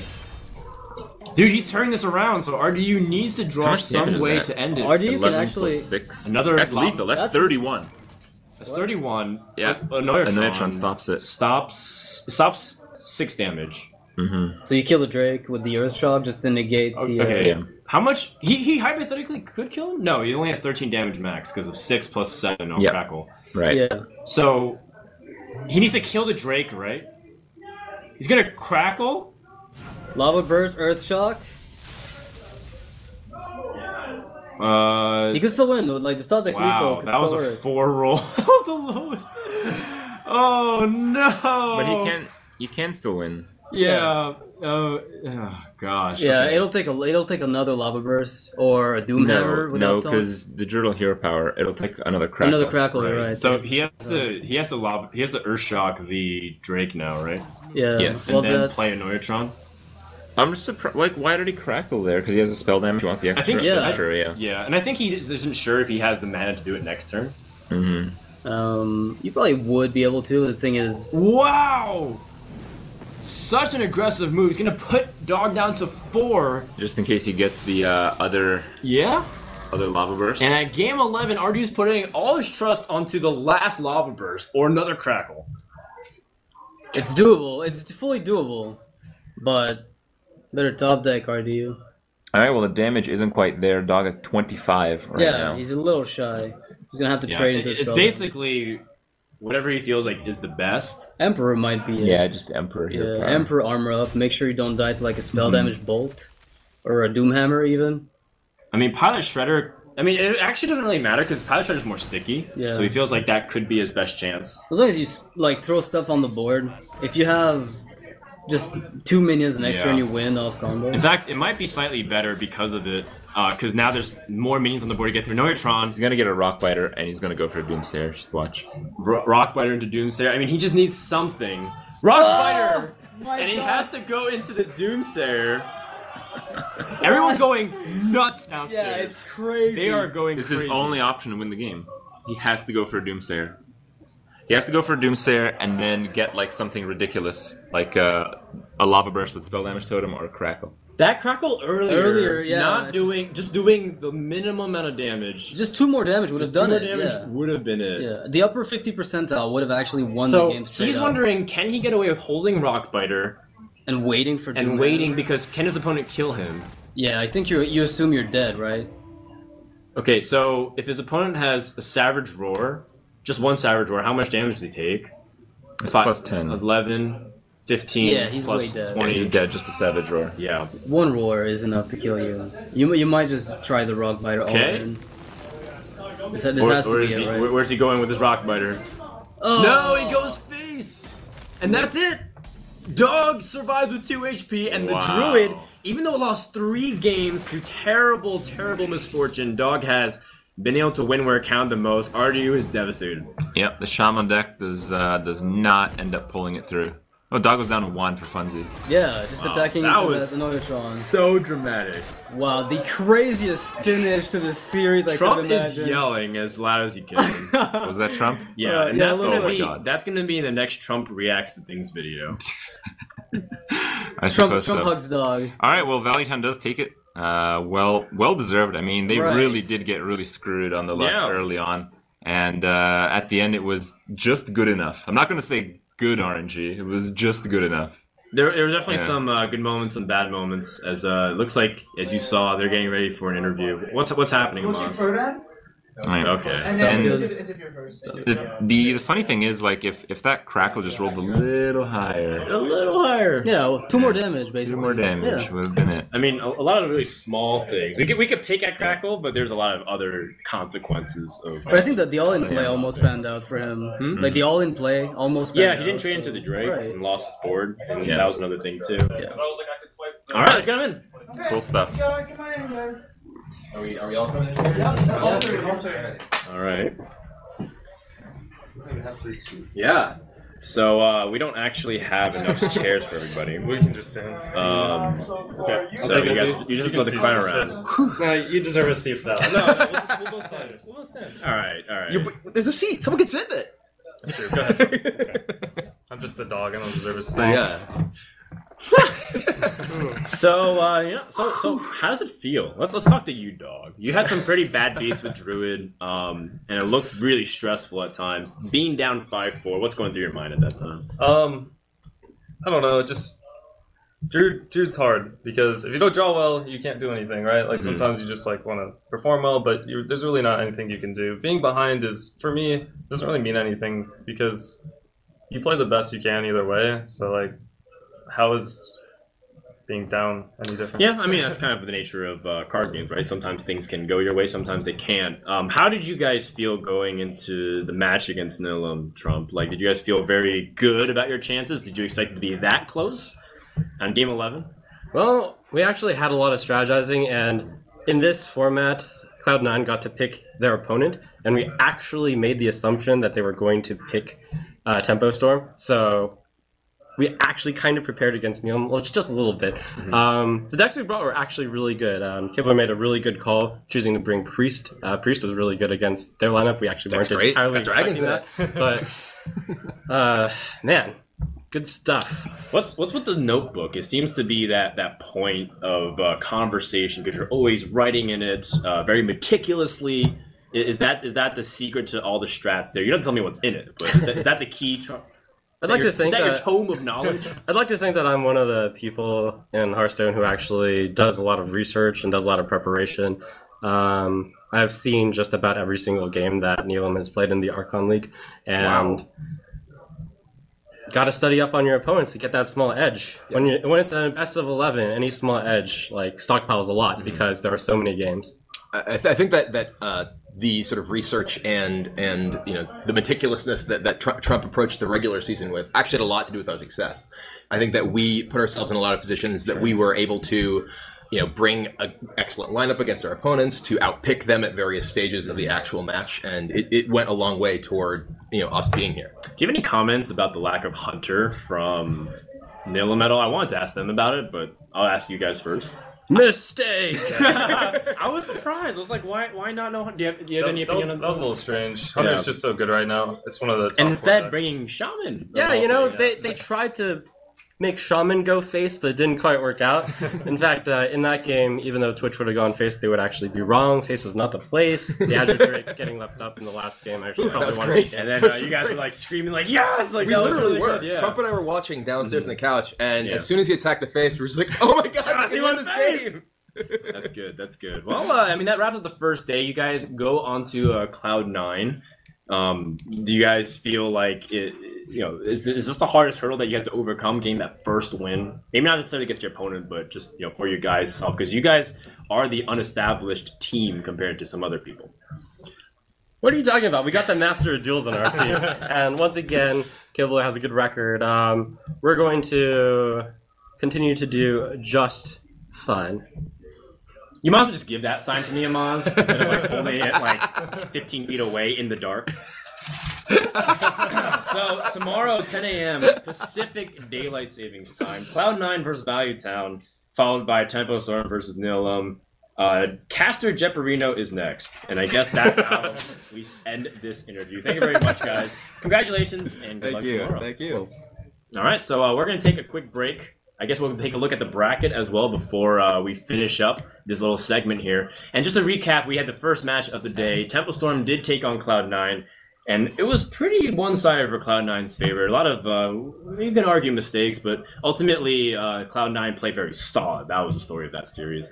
And then in match number 2, Nihilum versus Valuetown was very close. It was a lot of swings back and forth. Came down to the last game in 2 hit points. Highly recommend you guys go watch it if you're just tuning in. And don't worry, even though we're done for the matches today, we have, again, that Caster Jeoparino, where you get to watch Noxus and Crit battle for $5,000. I'm sure he's full of himself, so that's going to be fun. I'm used to it. We're going to have a good time. Stay tuned. We'll be right back.